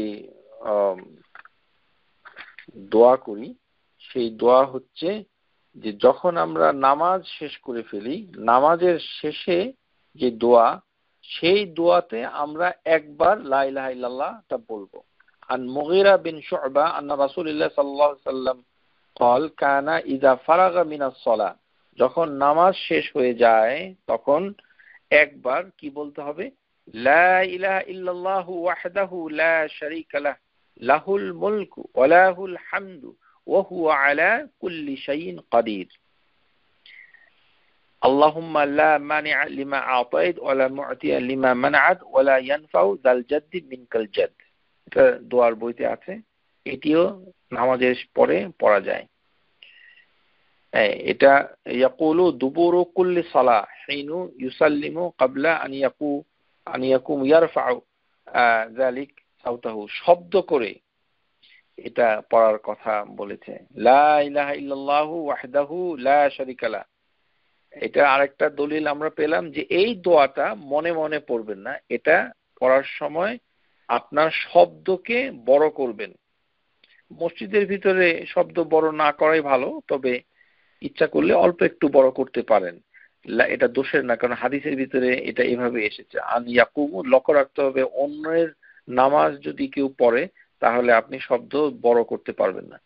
সেক্ষেত্রে আপনার হাদিসে এসেছে যে যারা নামাজ পড়ে তাদের সামনে তোমরা উচ্চস্বরে কথা বলো না, সেটা যেই দোয়াই হোক না কেন। আর যদি নামাজ পড়ছে না, বাসায় নামাজ পড়ছেন অথবা মসজিদে অন্য কেউ নামাজ পড়ছে না, জিকির করছেন, তখন আপনি এই দোয়াটা শব্দ করে পড়তে পারেন। লা ইলাহা ইল্লাল্লাহু ওয়াহদাহু লা শারীকা লাহু লাহুল মুলকু ওয়া লাহুল হামদু ওয়া হুয়া আলা কুল্লি শাইইন কাদির, লা হাওলা ওয়ালা কুওয়াতা ইল্লা বিল্লাহ, লা ইলাহা ইল্লাল্লাহু ওয়া লা না'বুদু ইল্লা ইয়্যাহু লাহু নি'মাতুহু ওয়া লাহু ফাদলু ওয়া লাহু সানাউল হুসনা, লা ইলাহা ইল্লাল্লাহ মুখলিসিনা লাহুদ্দিন ওয়ালাউ কারিহাল কাফিরুন। এটি এতটুকু পর্যন্ত আরেকটি হাদিসে এসেছে কানা রাসূলুল্লাহ সাল্লাল্লাহু আলাইহি ওয়াসাল্লাম ইউহাল্লিলু বিহিন্না দুবুরু কুল্লি সালাহ, নবী সাল্লাল্লাহু আলাইহি ওয়াসাল্লাম প্রত্যেক নামাজের পরে এইভাবেও পড়তেন। দুটো হাদিস আপনাদের সামনে আমরা তুলে ধরলাম, এটি সহিহ মুসলিমের ভিতরে এসেছে। তবে ওটা যদি জটিল মনে হয় তাহলে যেটা সোজা আছে সেটাই আমরা ইচ্ছা করলে পড়তে পারি, ইনশাআল্লাহ। বুঝতে পেরেছেন? তারপরে হচ্ছে আমরা যে উযুর পরে যেটা আমরা বলেছি যে উযুর পরে আমরা পড়তে পারি সেটা আমরা আলোচনা করেছি। যে এরপরে হচ্ছে যখন আমরা আমরা বাসা থেকে বের হয়ে যাই তখন এক ধরনের দোয়া রয়েছে, সেটা আমরা আলোচনা করেছি আগে। বিসমিল্লাহ তাওয়াক্কালতু আলাল্লাহি লা হাওলা ওয়ালা কুওয়াতা ইল্লা বিল্লাহিল আযীম, এটা আমরা অন্য ক্লাসে আলোচনা করেছি ইনশাআল্লাহ। কিন্তু উযুর ক্ষেত্রে যে আশহাদু আল্লা ইলাহা ইল্লাল্লাহ ওয়াহদাহু লা শারীকা লাহু ওয়া আশহাদু আন্না মুহাম্মাদান আবদুহু ওয়া রাসূলুহু আল্লাহুম্মা ইজআলনি মিনাত তাওয়াবিনা ওয়াজআলনি মিনাল মুতাতাহহিরিন। এটাও মানে আমরা এখানে যোগ করতে পারি, আশা করি বুঝতে পেরেছেন। তারপরে হচ্ছে মানে যে যখন সন্ধ্যা হয়ে যায়, দোয়াও ইদা তুকাল্লিবুল বিল্লাইল। عن عائشة رضي الله تعالى عنها قالت كان رسول الله صلى الله عليه وسلم إذا تدور من الليل যখন রাত হয়ে যায় লা ইলাহা ইল্লাল্লাহু ওয়াহদাহু আল কাহ্হার রাব্বুস সামাওয়াতি ওয়াল আরদি ওয়া মা বাইনাহুমা আল আজিজু ওয়াল গাফফার। এই দোয়াটা খুব সুন্দর। এটা সন্ধ্যায় একবার পড়তে হয় রাতের বেলা, যখন মানে মাগরিবের নামাজের পর। লা ইলাহা ইল্লাল্লাহু আল ওয়াহিদুল কাহ্হার লা ইলাহা ইল্লাল্লাহু ওয়াল ওয়াহিদুল কাহ্হার রাব্বুস সামাওয়াতি ওয়াল আরদি ওয়া মা বাইনাহুমা আল আজিজুল গাফফার। সহিহ মাওয়ারিদুজ জামান সিলসিলাতুল হাদিস সহিহা হাদিস নাম্বার 2066। এটি এসেছে মানে সন্ধ্যার সময় এই দোয়া করার কথা এসেছে। এটার ফজিলত আমরা জানি না, তবে এটি সন্ধ্যার সময় ইচ্ছা করলে পড়া যায়। এখন আমরা যে দোয়াগুলো আমরা আরো কিছু বাদ রয়েছে, সেই দোয়াগুলো আমরা এখন পড়ব, যেটি হচ্ছে বাজারে যাওয়ার দোয়া।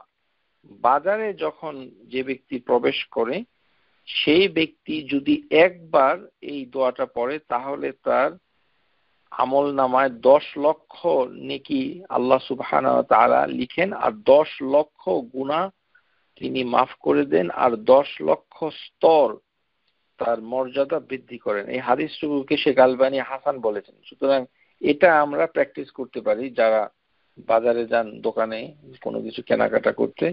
وعن ابن عمر رضي الله تعالى عنه أن رسول الله صلى الله عليه وسلم قال من دخل السوق যে ব্যক্তি বাজারে প্রবেশ করবে فقال لا إله إلا الله وحده لا شريك له له الملك وله الحمد يحيي ويميت।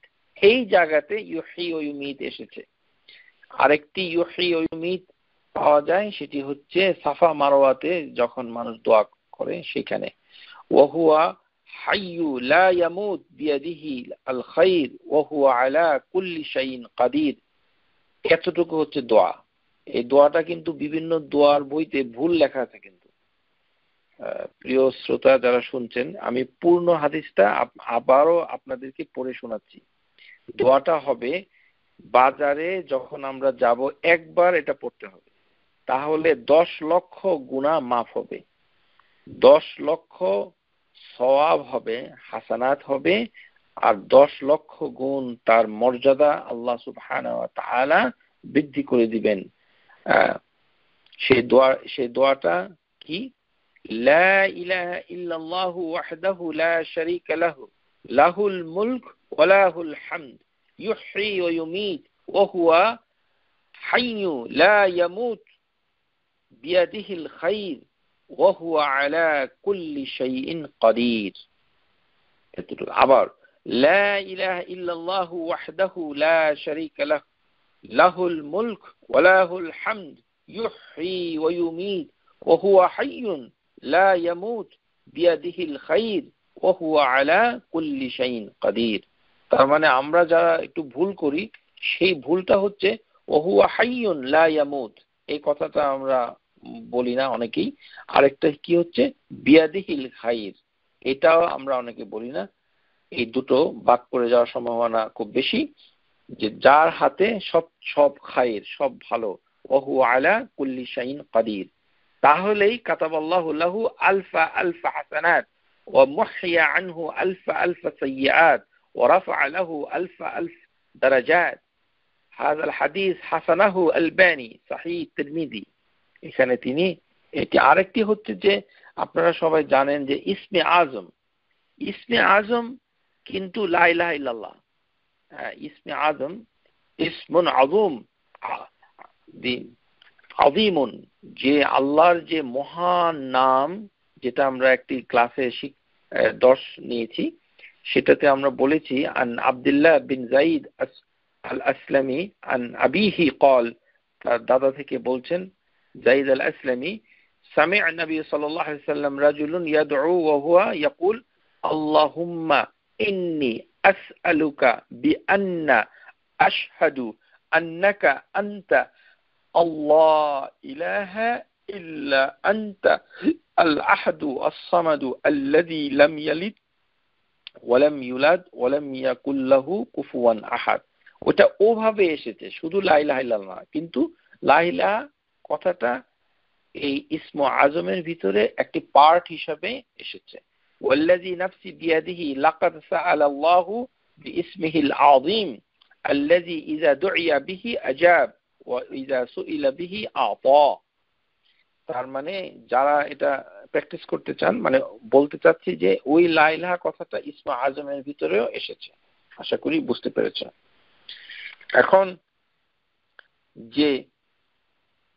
যেটা এসেছে, যে আমরা যেটা জেনে নেই সেটি হচ্ছে যে এই যে লা ইলাহা ইল্লাল্লাহ, এটা শুধু কি বললেই আমাদের সমস্ত কিছু মানে ঠিক হয়ে যাবে নাকি না হবে না, এই বিষয়ে স্কলাররা একটু অন্য ধরনের কথা বলছেন। যে যাদের ধারণা যে লা ইলাহা ইল্লাল্লাহ বললে আর কোনো সমস্যা নেই, এখন তো জান্নাত ছাড়া আর আমাদের কোনো রাস্তা নেই, মানে আমরা কোথাও যাব না, সোজা একেবারে এক্সপ্রেস জান্নাতে চলে, এই কথাটা কতটুকু সঠিক আমরা স্কলারদের আন্ডারস্ট্যান্ডিংটা একটু শুনে নেই। আল কালামুল মুনজিরি হাউলু মা'নাল কালিমাত, ইমাম আল মুনজিরি, যিনি তারগিব তারহিব কিতাবটুকু লিখেছেন, তিনি বলছেন যে এই যে হাদিসে এসেছে যিনি লা ইলাহা ইল্লাল্লাহ বলেছেন তিনি জান্নাতে চলে যাবেন, এই কথাটা হচ্ছে, তিনি বলছেন যে এটি হচ্ছে ইসলামের প্রথম যুগের কথা। ওয়ানাহু যালিকা ইন্নামা কানা ফিল ইবতিদাইল ইসলাম, যখন মক্কাতে নবী সাল্লাল্লাহু আলাইহি ওয়াসাল্লামের কাছে কোনো ধরনের মানে তেমন কোনো হুকুম আসে নাই, হজের হুকুম আসে নাই, যাকাতের হুকুম আসে নাই, রোজার হুকুম আসে নাই, একেবারে প্রাথমিক স্তরে যখন ইসলাম ছিল, তখন রাসূলুল্লাহ সাল্লাল্লাহু আলাইহি ওয়াসাল্লাম এই কথাগুলো বেশি বলেছেন। হিনা কানু দাআউতু ইলাল মুজাররাতুন আল ইকরারু বিত-তাওহীদ, কেননা তখন তাওহীদের স্বীকৃতি প্রদানের জন্য তাদেরকে আহ্বান করা হতো। কুলু লা ইলাহা ইল্লাল্লাহ তুফলিহুন, যে তারা লা ইলাহা ইল্লাল্লাহ বলবে তারা সফল হয়ে যাবে। সুতরাং ফালাম্মা ফারিদাতাল ফারাইদ, যখন আল্লাহ ফরজগুলিকে হাজির করলেন, ও হাদাতাত হুদুদ, যখন হালাল হারামের সীমারেখা নির্ধারণ করে দিলেন, ইমাম মুনজিরি বলছেন নাসখুন যালিক, তখন সেটা মানসুখ হয়ে গেছে। এই হাদিসগুলো মানে অর্থ হিসাবে রহিত হয়ে গেছে। এটি হচ্ছে একজন স্কলারের আন্ডারস্ট্যান্ডিং। আপনারা এটা আবার অন্যভাবে ব্যাখ্যা করবেন না, আমি শুধু বলছি যে স্কলাররা বলছে যে শুধু লা ইলাহা ইল্লাল্লাহ বলে দিলেই তার সবকিছু হয়ে যাবে, এরকম ধারণা করা ঠিক নয়। এই কারণে এই স্কলার এই কথা বলছে, এবং অন্যান্য স্কলার যারা আছেন তারাও কাছাকাছি একই কথা বলছেন। যেমন মানে ওয়াহাব বিন মুনাব্বিহ,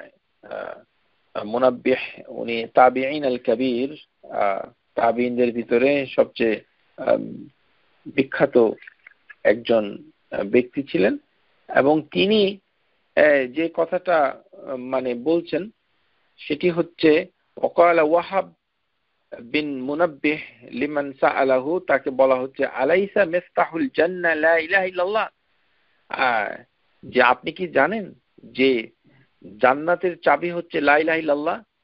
তখন ওয়াহাব বিন মুনাব্বিহ রাহিমাহুল্লাহ তাআলা قال বালা, হ্যাঁ আমি জানি, ওয়ালাকিন, কিন্তু মা মিন মিফতাহিন ইল্লা লাহু আসনান, তুমি কি জানো চাবির কোনো দাঁত আছে কিনা?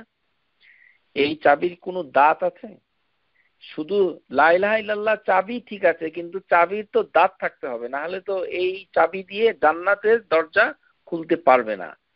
ফাইন আতাইতা বিমিফতাহিন লাহুল আসনান, চাবির যদি এমন না হয় যে এর কোনো দাঁত নাই, তুমি দাঁত যুক্ত চাবি নিয়ে এসো, ফুতিহা লাক, তাহলে আমি মানে জান্নাতের দরজাটা খুলে দেওয়ার ব্যবস্থা করতে পারবো। ইল্লা লাম ইফতাহ, আর যদি চাবির দাঁত না থাকে তাহলে তার জন্য জান্নাতের দরজা খোলা হবে না। ইউশিরু ওয়া ইউশিরু বিল ইনসান ইলা শুরুত লা ইলাহা ইল্লাল্লাহ, মানে এই কারণেই শর্তের দিকে মানুষের মানে লক্ষ্য করতে হবে। এটি হচ্ছে ওয়াহাব বিন মুনাব্বে, একজন স্কলার। ইমাম মুনজিরির ওপিনিয়নটা আমরা জেনে নিলাম। তারপর এসেছে হাসান আল বাসরির, উনিও তাবিঈন আল কাবীর রাহিমাহুল্লাহ তাআলা, তিনি কি বলছেন দেখুন। ওমিন যালিক মা জা আন হাসান আল বাসরি রাহিমাহুল্লাহ আন্নাহু কিলা লাহু ইন্না নাসান ইয়াকুলুন, যে মানুষজন তো বলে যে মান ক্বালা লা ইলাহা ইল্লাল্লাহ দাখালাল জান্নাহ, মানুষজন বলে যে লা ইলাহা ইল্লাল্লাহ বললে জান্নাতে দাখিল হবে, তো আপনি কি বলেন?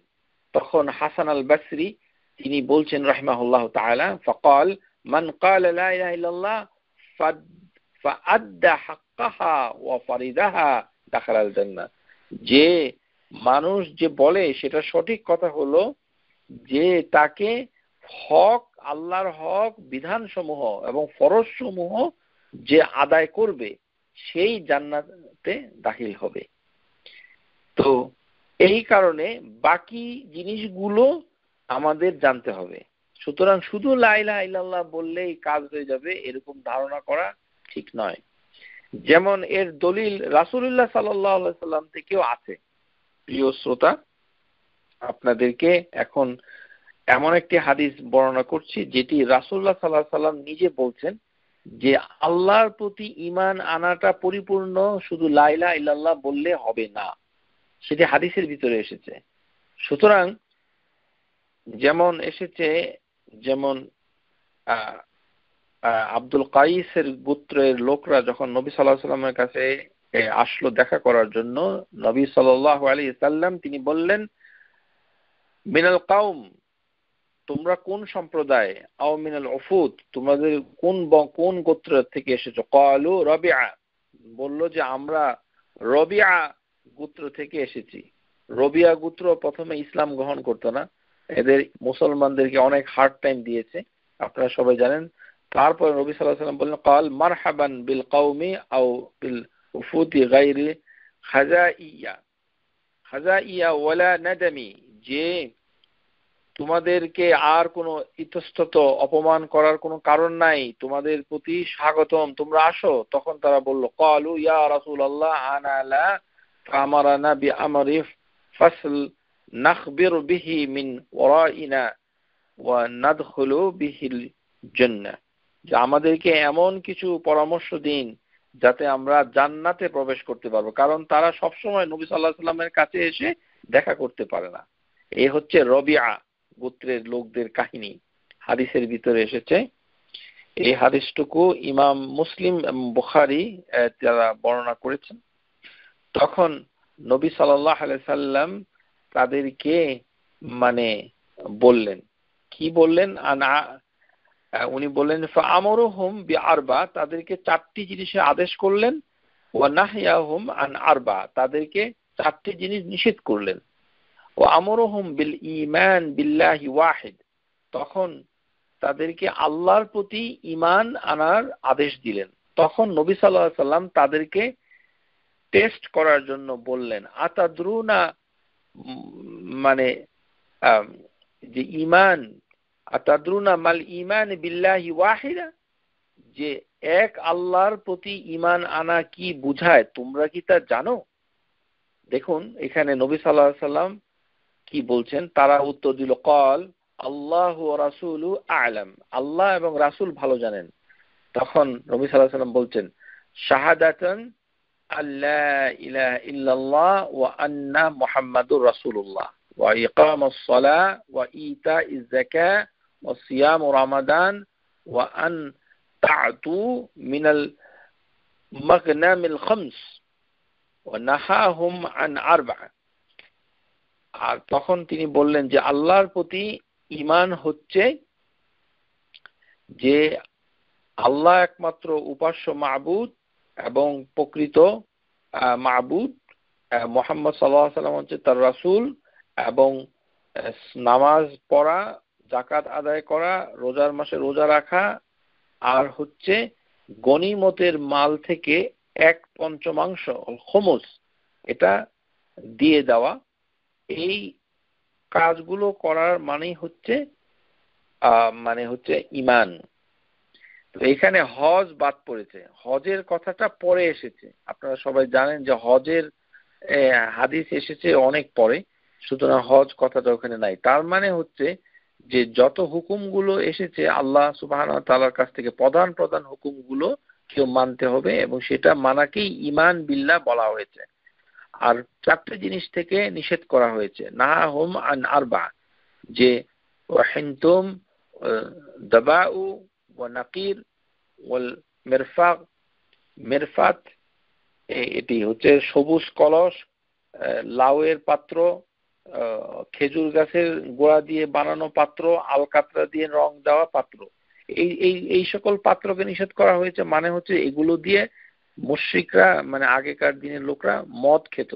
এই কারণে নবী সাল্লাল্লাহু আলাইহি সাল্লাম মদ হারাম করার সাথে সাথে মদের পাত্রটাকেও বলেছেন যে ওগুলো তোমরা ব্যবহার করো না। এই হাদিসে শুধু লা ইলাহা ইল্লাল্লাহ বলে ছেড়ে দেওয়া হয়নি, বরঞ্চ বোঝা হয়েছে যে লা ইলাহার পরে অন্য কথাগুলিকেও মানতে হবে, না হলে লা ইলাহা কোনো কার্যকারিতা থাকবে না। আশা করি বুঝতে পেরেছেন। এখন আমরা শেষ করে দেওয়ার আগে আমরা যেটা অত্যন্ত গুরুত্বপূর্ণ সেটি আমরা আলোচনা করব।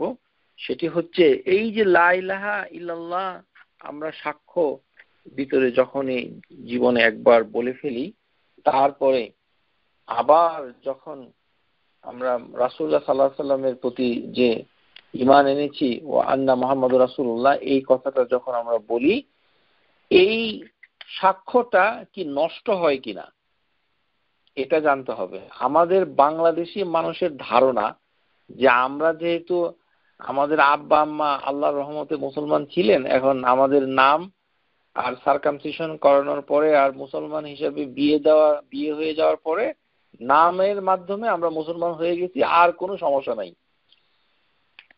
ভালো করে শুনে রাখুন, যারা আমরা এই অনুষ্ঠানে আমাদের সাথে লা ইলাহা ইল্লাল্লাহ ওয়া আশহাদু আল্লা ইলাহা ইল্লাল্লাহ ওয়া আশহাদু আন্না মুহাম্মাদুর রাসূলুল্লাহ এই কথা একবার বলেছেন অথবা শুনেছেন কিংবা বলেছেন, এই বলাটাও নষ্ট হয়ে যাবে যদি আপনি লা ইলাহা বিধ্বংসী কাজ করে থাকেন। তখন কিন্তু আবার লা ইলাহা বলতে হবে। এটা আপনারা জানেন কিনা? কারণ আপনারা সবাই জানেন যে আমরা ক্লাসে আলোচনা করেছি লা ইলাহার শর্তগুলি, যে এই শর্তগুলো কি কি। 7টি শর্ত আমরা আলোচনা করেছি অনেক আগের ক্লাসে। এখন লা ইলাহা নষ্ট হয়ে যাবে এই 10টি কারণ রয়েছে।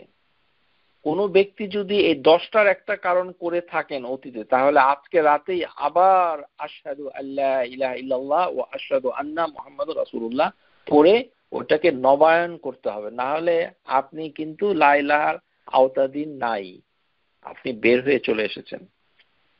এখন আমরা কারণই জানি না, সুতরাং কে কি বললো তাতে কিছু যায় আসে না, তার মানে আমাদের লা ইলাহা ঠিক আছে, এই হচ্ছে আমাদের ধারণা। আমাদের ধারণা নিয়ে আমরা গোরস্থানে গেলে আল্লাহ সুবহানাহু ওয়া তাআলার কোনো সমস্যা নাই।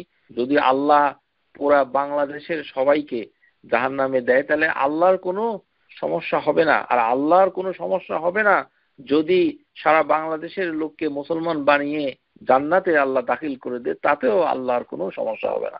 আলহামদুলিল্লাহ রাব্বিল আলামিন, ইন্নাল্লাহা গানিউন। এখন আমাদেরকে জানতে হবে যে 10টি শর্ত যদি কেউ করে, 10টি বিষয় যদি কেউ করে ফেলে, তাহলে তার লা ইলাহাটা নষ্ট হয়ে গেছে। তাহলে তাকে আবার বলতে হবে যে আপনি লা ইলাহা ইল্লাল্লাহটা আবার বলুন, এবং মুহাম্মদুর রাসূলুল্লাহটাকে আবার বলুন, একবার বলুন, কেননা আপনারটা নষ্ট হয়ে গেছে। এখন কি করলে নষ্ট হয়? এক নম্বর শর্ত আশ-শরতুল আউয়াল ওয়া হুয়া আল ইলমু, যে এটি হচ্ছে যে এমন একটি মানে ব্যাপার যেটাতে লা ইলাহা ইল্লাল্লাহ তা নষ্ট হয়ে যায়। এর এক নাম্বার হচ্ছে ফাহুয়া শিরকু ফি ইবাদাতিল্লাহি তাআলা, আল্লাহর ইবাদতে শিরিক করা। এটি করলে লা ইলাহা ইল্লাল্লাহ নষ্ট হয়ে যায়। লিখে রাখুন, আপনারা হয়তো বইয়ের ভিতরেও পাবেন, না লিখতেও পারেন ইচ্ছা করলে, কিন্তু 10টি কাজ করলে লা ইলাহা ইল্লাল্লাহটা নষ্ট হয়ে যায়। তাকে আবারও প্রথমে গোসল করে তারপরে বলাটা উত্তম। মানে গোসল করে কোনো ধরনের মারাত্মক কিছু মানুষ করে ফেললে তওবার নামাজ পড়াটা সবচেয়ে ভালো। যে 2 রাকাত নামাজ, এটাকে বলা হয় সালাতুত তাওবা। আপনারা আমাদের বাংলাদেশে এটা অনেকেই আমল করে না, বলে কি সালাতুল হাজা। আরে সালাতুল হাজার নামাজের কোনো সহিহ হাদিস নাই, আন্তাজেই এটা আদায় করছে। সালাতুল হাজার কোনো সহিহ হাদিস নাই, যেটা আছে সেটি হচ্ছে তওবার নামাজ, আর ওইটা আমরা করি না। গোসল করে 2 রাকাত নামাজ পড়াটা সাথে তওবা করা, তারপরে অথবা তওবার আগে লা ইলাহা ইল্লাল্লাহ আশহাদু আল্লা ইলাহা ইল্লাল্লাহ ওয়া আশহাদু আন্না মুহাম্মাদুর রাসূলুল্লাহ বলে তারপরে তওবা করে ফেললে, তাহলে ধারণা করতে হবে যে আল্লাহ আমাদের মানে সমস্ত কবিরা গুনাহ আল্লাহ মাফ করে দিয়েছেন, এখন আমি আবার নতুন করে সঠিক হয়েছি ইনশাআল্লাহ তাআলা। প্রথম শর্ত কলেমা বিনষ্টকারী আল আউয়াল ফাহুয়া শিরকু ফিল ইবাদাতিল্লাহি তাআলা, যে যারা আল্লাহর ইবাদতে শিরিক করে। ভালো করে শুনুন, ইবাদতের ভিতরে শিরিক করে, ইবাদত করার সময় তখন আল্লাহ সুবহানাহু ওয়া তাআলা সাথে শিরিক করে। ওই কারণেই মুহাম্মাদের নাম জপে যে জন, এই গান বসে শুনলে আর মিষ্টি ইফতারি খেলে চলবে না, আপনার কলেমা এখানেই শেষ। মুহাম্মাদের নাম সাথে সাথে টেলিভিশন রেডিওটা বন্ধ করতে হবে, কারণ এটা হচ্ছে শিরক। قال تعالى إن الله لا يغفر أن يشرك به ويغفر ما دون ذلك لمن يشاء, সূরা নিসা। আপনারা সবাই এটা জানেন, আয়াত নম্বর 48, যে আল্লাহ সুবহানাহু ওয়া তাআলা শিরিক করা ছাড়া সমস্ত গুনাহ যাকে ইচ্ছা তাকে ক্ষমা করে দেন, শুধু শিরিকটা আল্লাহ ক্ষমা করেন না। ইন্নাহু মান ইউশরিকু বিল্লাহি ফাকাদ হারামাল্লাহু আলাইহিল জান্নাহ, যারা শিরিক করবে আল্লাহ তাদের জন্য জান্নাতকে হারাম করে দিয়েছেন, আর তাদের ঠিকানা হচ্ছে ওয়া মাওয়াহুন নার, তাদের ঠিকানা হচ্ছে জাহান্নাম। যেমন মানে বলল যে মানে কেউ কোরবানি দিল আটরশি গিয়ে, বাংলাদেশে এরকম অনেকে করে, তারপরে এইরকম ইবাদতের ভিতরে যখন শিরিক করে, এটা বিভিন্ন ভাবে হয়। আজকে এটা আলোচনা করা এটা জায়গা নয়, আপনারা শিরিক তাওহীদের ক্লাসে ইনশাআল্লাহ এটা শিখে নেবেন, শর্তগুলো শুধু জেনে নিন। 2 নাম্বার, মান জাআলা বাইনি ওয়া বাইনাল্লাহি ওয়াসাইদ ইয়াদউহুম ওয়া ইয়াসআলুহুম শাফাআ ওয়া ইয়াতাওয়াক্কালু আলাইহিম ফাকাদ কাফারা ইজমাআন, যে ব্যক্তি নিজের মধ্যে আল্লাহর মাধ্যমে মাধ্যম সাব্যস্ত করলো, মানে বলল যে আমি তো গুনাহগার, আমাদের ওই শেখ হচ্ছে মাসুম অথবা আল্লাহর খুব প্রিয়, আল্লাহ ওই শেখের মাধ্যমে আমার গুনাহ মাফ করো। আল্লাহ এবং তার মাঝখানে যদি কোনো মানুষ মাধ্যম তৈরি রাখে, মাধ্যম, এই মাধ্যম সাব্যস্ত করলে তখন সেটা তার লা ইলাহা ইল্লাল্লাহ নষ্ট হয়ে যাবে। তারপরে আল্লাহকে বাদ দিয়ে অন্য কারোর কাছে যদি শাফাআত চায়, সুপারিশ চায়, যে আমার, যেমন অনেকে আছে মদিনা শরীফ গিয়ে ওই নবী সাল্লাল্লাহু আলাইহি ওয়াসাল্লাম কবরের কাছে গিয়ে নবীর শাফাআত চায়, তখন তার লা ইলাহা ইল্লাল্লাহটা নষ্ট হয়ে গেছে। এটা ধারণা করতে হবে, আল্লাহ ছাড়া যার কাছে চাবে, সেটা নবী হোক রাসূল হোক, কারোর কাছেই চাইতে পারবে না। আরেকটা বিষয় আপনাদেরকে বলে রাখছি, এই যে শাফা, এটা কিন্তু আপনারা মানুষের কাছে চেতে পারেন না। যেমন আপনারা বলতে পারেন না বন্ধু বান্ধব অথবা স্বামী স্ত্রী যে তুমি তো অনেক নামাজ রোজা করছো, তুমি আমার জন্য শাফা করবে। এটা বলা যাবে না, হারাম। এইভাবে কারোর কাছে শাফা চাওয়া যায় না, কারণ শাফা চাইতে আল্লাহর কাছে। আমরা পরকালে কিয়ামতের দিনে আমাদেরকে কোন মুসলমান শাফা করবে সেটা আমরা জানি না, এটা আল্লাহ জানেন। কেননা শাফার ভিতরে 3টি শর্ত রয়েছে। যিনি শাফা করবেন তার অনুমতি আল্লাহ দিতে হবে, আর যিনি শাফা পাবেন তারও অনুমতি আল্লাহর দিতে হবে, আর সে কিসের জন্য শাফা করবে সেটাও আল্লাহ অনুমতি দিতে হবে। ওই 3টি জিনিস পরিপূর্ণ হলে তখন তার শাফা হবে। সেটা কে কার জন্য করবে সেটা আল্লাহই ভালো জানে। আমি দুনিয়া থেকে কাউকে টার্গেট করে কথা বলতে পারি না। এই কথা আপনারা আমাদের ভিতরে অনেক ভাই বোনরাই বলে থাকেন। হ্যাঁ, বন্ধু বান্ধবদের প্রতি লক্ষ্য রেখে অনেক সময় বলেন, মসজিদের ইমাম সাহেবের সাথে বলেন যে উনি আমার বন্ধু মানুষ, পরকালে তো উনি আমার শাফা করবে। অথবা পীর সাহেবকে মনে করেন, যার কথাই বলুন না কেন এটা বলা হারাম। আর আপনার লা ইলাহা ইল্লাল্লাহ নষ্ট হয়ে গেছে, লা ইলাহা ইল্লাল্লাহ আবার পড়তে হবে, কারণ এটি সকল ঐক্যমত্যের ভিত্তিতে এটা ফাকাদ কাফারা ইজমান, এটা কুফরি হয়ে গেছে। আল্লাহ ব্যতীত অন্য কারোর কাছে সাহায্য চাও। ইয়াবুদুনা মিন দুনিল্লাহি মা লা ইয়াদুররুহুম ওয়া লা ইয়ানফাউহুম ওয়া ইয়াকুলুনা হাউলাই শুফাআউনা ইনদাল্লাহ। বুঝেছেন?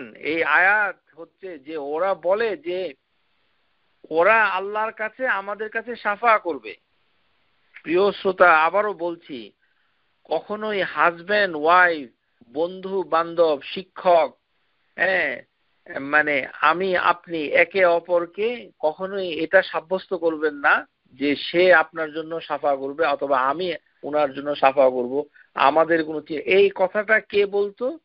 তাদের কথাই আল্লাহ সুবহানাহু ওয়া তাআলা সূরা ইউনূস আয়াত নাম্বার 100 মানে 18 19 এটাতে বলেছে, ওয়ায়াকুলুন, তারা বলতো, হাউলাই শুফাআউনা ইনদাল্লাহ, তারা বলতো যে ওরাই আল্লাহর কাছে আমাদের জন্য শাফা করবে। সুতরাং দুনিয়াতে বসে, প্রিয় শ্রোতা জেনে রাখুন, কোন সাহাবী রাসূলুল্লাহ সাল্লাল্লাহু আলাইহি সাল্লামের মৃত্যুর পরে তার কাছে গিয়ে শাফা চায়নি। এমন কি জীবিত অবস্থাতে বলে নাই ইয়া রাসূলুল্লাহ আমাকে শাফা করবে, এটা বলেনি। বলেছে যে জান্নাতে আপনার সাথে থাকতে চাই, এরকম। অথবা ইয়া রাসূলুল্লাহ জান্নাতে মানে আপনার নিকটবর্তী হতে চাই, ইত্যাদি। কিন্তু শাফা, এই কথাটা মানে সুপারিশ করা, শাফা করা, এটি আল্লাহ সুবহানাহু ওয়া তাআলার একচ্ছত্র মালিক। সুতরাং আমাদের অনেকে এটা ইচ্ছা করে আমরা অনেকে করি না, কিন্তু ভুল করে আমরা জীবনে অনেক সময় ঠাট্টা মস্করা করার সময় এটা বলে ফেলেছি। সর্বনাশ হয়েছে আমাদের, লা ইলাহা ইল্লাল্লাহটা নষ্ট হয়ে গেছে। আল্লাহু আকবার। লা ইলাহা ইল্লাল্লাহটা যে নষ্ট হয়ে গেছে সেটাও আমরা বুঝতে পারিনি। সুতরাং আল্লাহর কাছে আবারও ক্ষমা প্রার্থনা করে আমরা লা ইলাহা ইল্লাল্লাহটাকে আজকে রাতেই আবার ঠিক করে নিব ইনশাআল্লাহ তাআলা। সুতরাং এই জন্মে কোনো মানুষের কাছে এই কথা বলা যাবে না যে অমুক আমাকে সুপারিশ করবে, শাফা করবে, অমুক করবে, অমুক তমুক করবে, আমি করব, অথবা তুমি করবে, আপনি করবেন, তিনি করবেন, ইত্যাদি ইত্যাদি। এবং তাদের উপরে ভরসা করা, এই তিনি করবেন এরকম ভরসা করা, হ্যাঁ, এরকম করা যাবে না। এই এই এই হচ্ছে কথা। তারপরে 3 নাম্বার হচ্ছে যে মান লাম ইউকাফফিরুল মুশরিকিন আও শাক্কা ফি কুফরিহিম আও সাহহাহা মাযহাবিহিম কাফার। যে ব্যক্তি মুশরিকদেরকে কাফের মনে করে না, অথবা তাদের কাফের হওয়ার ব্যাপারে সন্দেহ পোষণ করে, অথবা তাদের ধর্মকে সঠিক মনে করে, তারও লা ইলাহা ইল্লাল্লাহ শেষ হয়ে গেছে। আমাদের সমাজে দেখা যায় এই রবীন্দ্রনাথের কথা আমাদের মুসলমান সমাজে মানে এমন পর্যায়ে নিয়ে যায়, রবীন্দ্রসঙ্গীত, রবীন্দ্রনাথ, ওই লোক তো হচ্ছে একজন মুশরিক। সে তো ইসলাম ধর্ম কিংবা ইহুদি খ্রিস্টান নয়, সে হচ্ছে একজন মুশরিক। সে তার ধর্ম যাই হোক না কেন, এখন তাকে এমন একটা জায়গায় নিয়ে এসেছে বাংলাদেশের মুসলমান যারা সংস্কৃতবান, তাদের কথা বলছি, যারা আমার মতো অসংস্কৃতবান তাদের কথা বাদ। কিন্তু রবীন্দ্রনাথকে আঁকড়ে ধরেছে, মাদার তেরেসাকে আঁকড়ে ধরেছে, আইকন মনে করছে। তাদেরকে যদি কোনো লোক মনে করে যে, তাদের প্রতি যদি সন্দেহ করে যে না ওনারা ঠিকই আছে, ওয়াশাক্কা ফি কুফরিহিম, তাদের কুফরিতে সে সন্দেহ করে, অথবা তাদেরকে সঠিক মনে করে যে তারা তো সঠিকভাবেই দুনিয়াতে ছিলেন, তাহলে তার লা ইলাহা ইল্লাল্লাহ নষ্ট হয়ে যাবে। মানে যারা হিন্দু আমাদের দেশে আছে তাদেরকে মনে করতে হবে যে তারা মুশরিক, তারা দেব দেবীর পূজা করে ইত্যাদি। এই আমরা বলছি না যে তাদেরকে ঘৃণা করতে হবে, এইটা কিন্তু বলা হয়নি। লেকচার ভালো করে না শুনে আমাদের নামে বিভ্রান্তি ছড়াবেন না প্লিজ। আমাদের শ্রোতাদের ভিতরে এই প্রবণতা ইদানিং দেখা যাচ্ছে, কেউ কেউ আমাদের বক্তৃতা শুনে সমাজে আপনারা মিথ্যা কথা বলে বেড়াচ্ছেন। এ থেকে আপনাদেরকে সতর্ক করে দিচ্ছি, এটা করবেন না ইনশাআল্লাহ তাআলা। আমরা বলছি যে মুশরিক, যারা মুশরিক তাদের যে কুফরি, তাদের প্রতি সন্দেহ করা যাবে যে না আল্লাহই ভালো জানে, ওদেরকে আল্লাহ মাফও করতে পারে, এরকম করা বলা যাবে না। বলতে হবে যে যারা মুশরিক অবস্থায় মৃত্যুবরণ করেছে এটার উপরে স্থির ছিল, প্রকাশ্যে গোপনে, স্বভাবভাবেই গোপনেটা তো আমরা জানি না, প্রকাশ্যে, এবং তার কার্যকলাপে সর্বদিক থেকে, সুতরাং সে কুফরি করেছে, তার পথকে তার ধর্মকে সঠিক মনে করা যাবে না ইত্যাদি। আশা করি বুঝতে পেরেছেন। তার মানে এটা মনে করলে তার লা ইলাহা ইল্লাল্লাহ নষ্ট হয়ে যাবে। এই হচ্ছে 3 নাম্বার। 4th নাম্বার হচ্ছে যে লা ইলাহাটা নষ্ট হয়ে যাবে মান ইতিকাদ আন্না হাদায়া গায়রিন নবী সাল্লাল্লাহু আলাইহি ওয়াসাল্লাম আকমালু মিন হিদায়া ওয়া আন্না হুকমা গায়রিহি আহসানু মিন হুকমিহি ফাহুয়া কাফির কাল্লাযিনা ইউদিল্লুনা হুকমা তাগুতি আলাল হুকমি রাসূলুল্লাহ সাল্লাল্লাহু আলাইহি ওয়াসাল্লাম। যে ব্যক্তি মনে করে যে রাসূলুল্লাহ সাল্লাল্লাহু আলাইহি ওয়াসাল্লামের হিদায়াতের থেকে অন্যের হিদায়াত অনেক বেশি পরিপূর্ণ, এই সমস্যা কিন্তু থাকতে পারে, সাবধান। নবী সাল্লাল্লাহু আলাইহি ওয়াসাল্লামের হাদিসকে যথেষ্ট মনে করে না, মনে করে যে আরো অন্যের হেদায়েত পথ নির্দেশনা মানে নবী সাল্লাল্লাহু আলাইহি ওয়াসাল্লামের থেকেও পরিপূর্ণ, অথবা তার বিধান নবী সাল্লাল্লাহু আলাইহি ওয়াসাল্লামের বিধানের থেকেও উত্তম, অথবা তাগুদের বিধানকে নবী সাল্লাল্লাহু আলাইহি ওয়াসাল্লাম বিধানের থেকেও শ্রেষ্ঠ মনে করে, তাহলেও যদি সে মনে করে, মনে প্রাণে এটাকে বিশ্বাস করে, ভালো করে শুনুন, তাহলে তার লা ইলাহা ইল্লাল্লাহ নষ্ট হয়ে গেছে। তাকে তওবা করে আবার লা ইলাহা ইল্লাল্লাহ পড়তে হবে ইনশাআল্লাহ। তারপরে 5ম, যে ব্যক্তি মান আবগাদা শাইআন মিম্মা জাআ বিহি রাসূলুল্লাহ সাল্লাল্লাহু আলাইহি ওয়ালাউ আমিলা বিহি ফাকাদ কাফারা।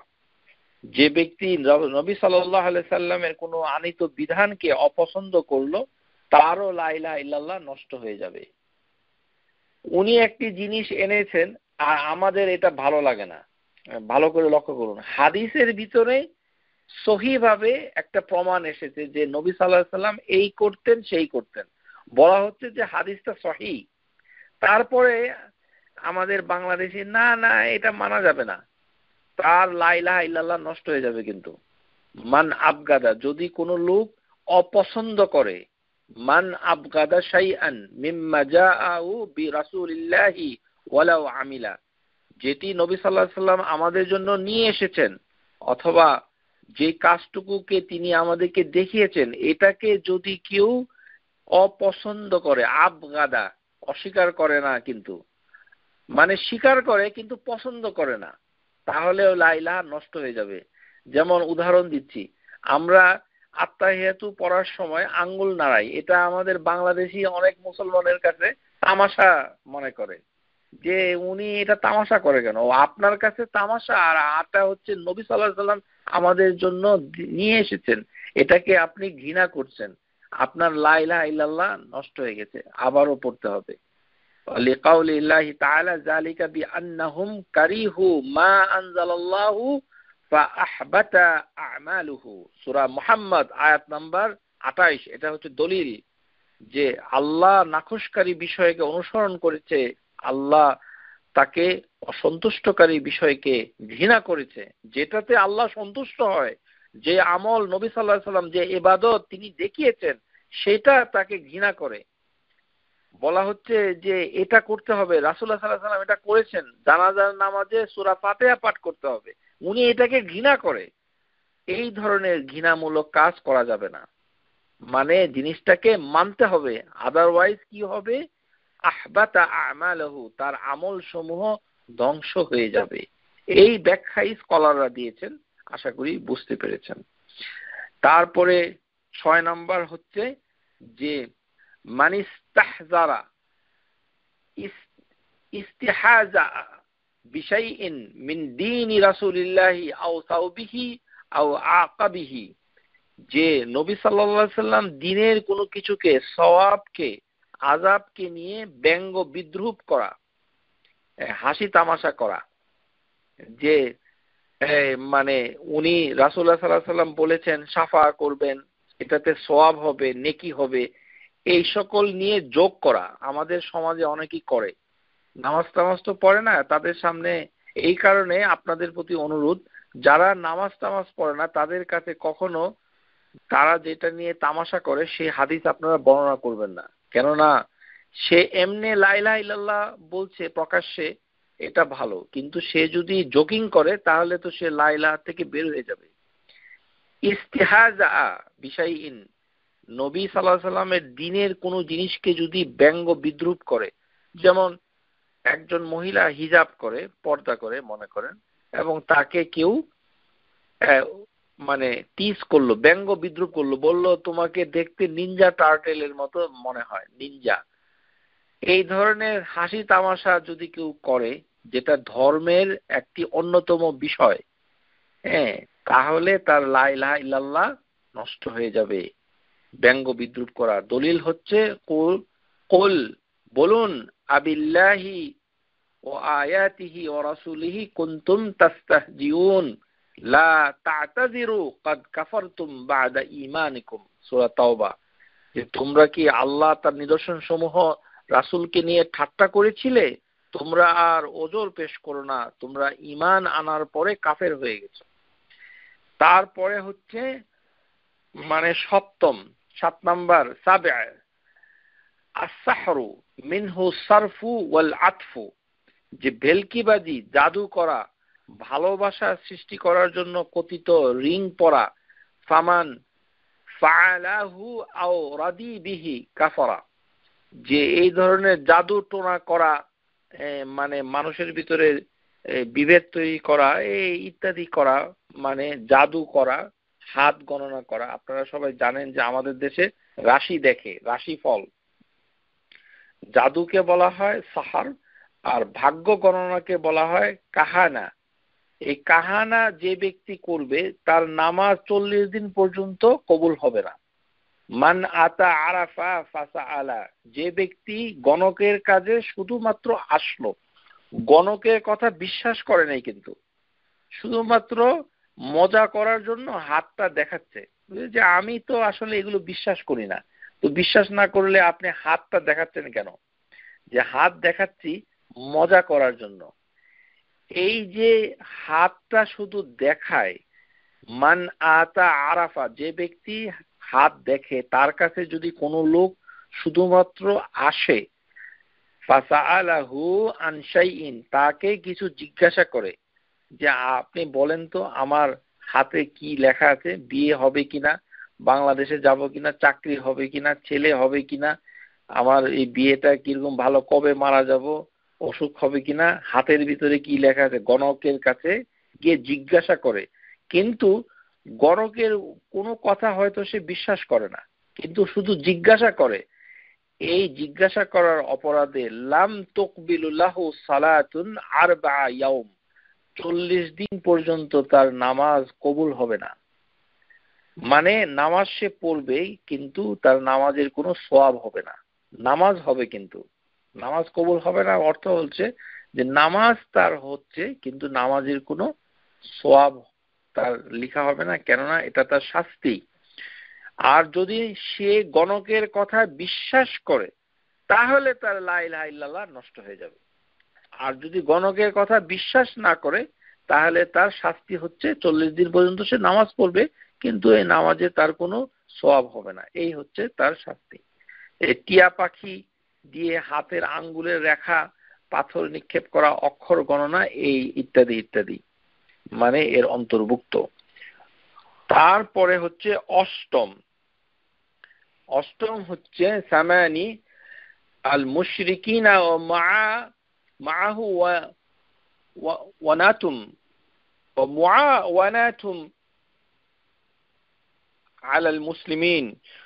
যে মুআনাতুন মানে হচ্ছে মুআনা মানে মুশরিকদের সাহায্য করা, মুসলমানদের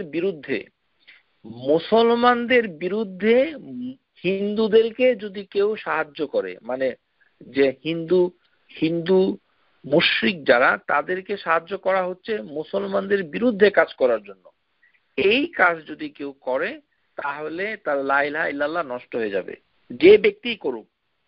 এর দলিল হচ্ছে সূরা মায়েদা আয়াত নম্বর 51, ওমান ইয়াতাওয়াল্লাহুম মিনকুম ফাইন্নাহু মিনহুম ইন্নাল্লাহা লা ইয়াহদি কওমাজ জালিমিন। যে ব্যক্তি তাদের সাথে বন্ধুত্ব করবে, মুশরিকদের সাথে, সে তাদের অন্তর্ভুক্ত হয়ে যাবে। তারপরে 9 নাম্বার হচ্ছে মান ইতিকাদান, যে মনে প্রাণে বিশ্বাস করবে, আন্না বা'দান নাস ইয়াসাউহুল খুরুজি আন শরিয়া মুহাম্মাদুর রাসূলুল্লাহ সাল্লাল্লাহু আলাইহি ওয়াসাল্লাম ফাহুয়া কাফির। যে ব্যক্তি মনে করে যে কিছু লোক নবী সাল্লাল্লাহু আলাইহি ওয়াসাল্লামের শরীয়ত থেকে বের হতে পারে, যেমন আমাদের দেশে বলা হয় কি খিজির, মানে এই নামে আসলে নামগুলো আমাদের দেশে শুদ্ধ করে বলা হয় না। ওর নাম হচ্ছে আল খাদার হচ্ছে আর নাম। এটি মুসা আলাইহিস সালাম সূরা কাহফের ভিতরে যে কাহিনী এসেছে, যে উনি একজন বনি ইসরাইলের সময়কালীন একজন জ্ঞানী ব্যক্তি, আল আলিম কাবীর। তার কাছে মুসা আলাইহিস সালামকে পাঠানো হয়েছিল শিক্ষা নেওয়ার জন্য।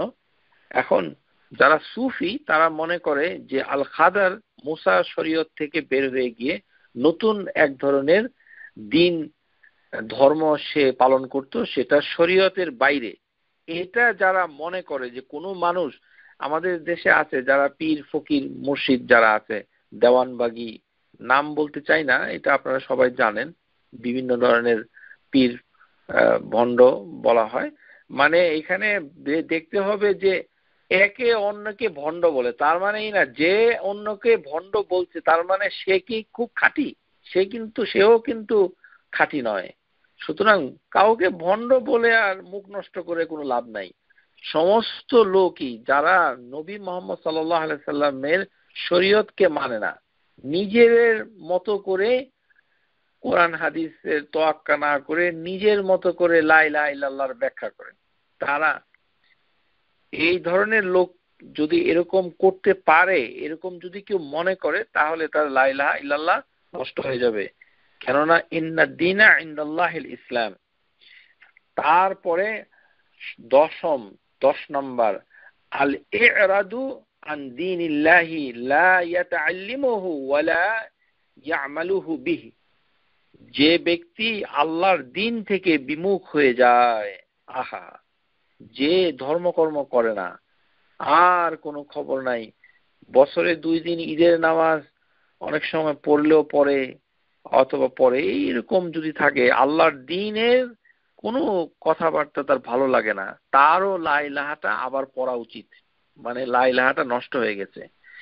এই স্কলাররা বলছেন যে দ্বীন শিখেও না আর দ্বীনের উপরে কোনো কাজও করে না, লা ইয়াতাআল্লামুহু ওয়া লা ইয়ামালুহু, এরাও এর অন্তর্ভুক্ত হবে। মানে আমরা যেটা বলতে চাই যে তাদের আসলে লা ইলাহাটা নষ্ট হয়ে গেছে, তাদেরকে আবারও সুন্দর করে গোসল উজু করে তওবার নামাজ পড়ে অন্তত একবার আশহাদু আল্লা ইলাহা ইল্লাল্লাহ ওয়া আশহাদু আন্না মুহাম্মাদুর রাসূলুল্লাহ এটা পড়া উচিত। ওমান আযলামু মিম্মা যুকিরা বিআয়াতিহি রাব্বিহি সুম্মা আ'রাদা আনহা। এটার দলিল হচ্ছে সূরা যে মানে সাজদা আয়াত নম্বর 22। যে ব্যক্তি আল্লাহর প্রভুর আয়াত সমূহকে উপদেশ দেওয়া হয়েছে কিন্তু সে উপদেশ থেকে সে বিমুখ হয়েছে, বিমুখ হয়ে গেছে। ওয়া ইন্না মিনাল মুজরিমিন, সে হচ্ছে একজন ক্রিমিনাল। তো এইভাবে আমরা এর ভিতরে এটি হচ্ছে এই যে 10টি, এটি হচ্ছে স্কলাররা এই 10টি পয়েন্ট বের করেছে, কিন্তু অন্য স্কলাররা এর সাথে অনেক কিছু অ্যাডও করেছে। কিন্তু এই মোটামুটি 10টি, এটাই যদি আমরা মানে লক্ষ্য করি, তাহলে আমরা দেখব যে এর ভিতরে যেন আমরা কেউ না পড়ি। সুতরাং শুধু লা ইলাহা বললেও লা ইলাহাকে রক্ষা করতে হবে, এইগুলোর ভিতরে জড়ালে লা ইলাহাটা নষ্ট হয়ে যাবে। আশা করি বুঝতে পেরেছেন। আল্লাহ সবাইকে আমাদের লা ইলাহা ইল্লাল্লাহ বোঝার তৌফিক দান করুন, আমিন। কেননা এই লা ইলাহা ইল্লাল্লাহ এত গুরুত্বপূর্ণ, এটা যদি কেউ বোঝে আর এটাকে যদি বিশ্বাস করে আর এটার বিরোধী যদি কোনো কাজ সে না করে, তাহলে সে যত অপরাধী করুক না কেন আল্লাহ সুবহানাহু ওয়া তাআলা তাকে মাফ করবেন। মিশকাতের ভিতরে একটি হাদিস দিয়ে আজকে আমার বক্তব্য শেষ করছি ইনশাআল্লাহ তাআলা। রাসূলুল্লাহ সাল্লাল্লাহু আলাইহি ওয়াসাল্লাম বলছেন, ফাকাল মা মিন আবদিন ক্বালা লা ইলাহা ইল্লাল্লাহ সুম্মা মাতা আলা যালিক, যে ব্যক্তি লা ইলাহা ইল্লাল্লাহ বলবে এবং তারপরে মারা যাবে, ইল্লা দাখালাল জান্নাহ, সে জান্নাতে প্রবেশ করবে। কুলতু ইয়া রাসূলুল্লাহ ওয়া ইন জানি ওয়া ইন সারিক, যে যদিও সে জিনা করে, যদিও সে চুরি করে। ক্বাল, নবী সাল্লাল্লাহু আলাইহি ওয়াসাল্লাম বলছেন, ওয়া ইন জানি ওয়া ইন সারক। কুলতু ওয়া ইন জানি ওয়া ইন সারক শারিক দে ওয়া ইন জানি ওয়া ইন সারক, এই কথা 3 বার বলা হয়েছে। যদিও সে জিনা করে, যদিও সে চুরি করে, তার মানে কবিরা গুনাহ, শক্ত কবিরা গুনাহ করলেও আল্লাহ সুবহানাহু ওয়া তাআলা তাকে ক্ষমা করে দিবে।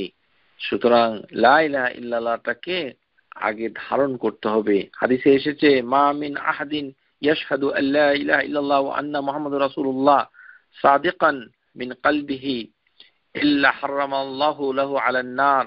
ক্বালা ইয়া রাসূলুল্লাহ আফালা আখবিরু বিন নাস, যে আমি কি মানুষের কাছে এই খুশির সংবাদটা বলে দিব? তখন নবী সাল্লাল্লাহু আলাইহি ওয়াসাল্লাম, এটা মুআজ বিন জাবালের হাদিস, আপনারা সবাই জানেন, আমি এটা রিপিট করতে চাচ্ছি না। মান শাহিদা আন লা ইলাহা ইল্লাল্লাহ ওয়াহদাহু লা শারীকা লাহু ওয়া আন্না মুহাম্মাদান আবদুহু ওয়া রাসূলুহু ওয়া আন ঈসা আবদুল্লাহি ওয়া রাসূলুহু ওয়া ইবনু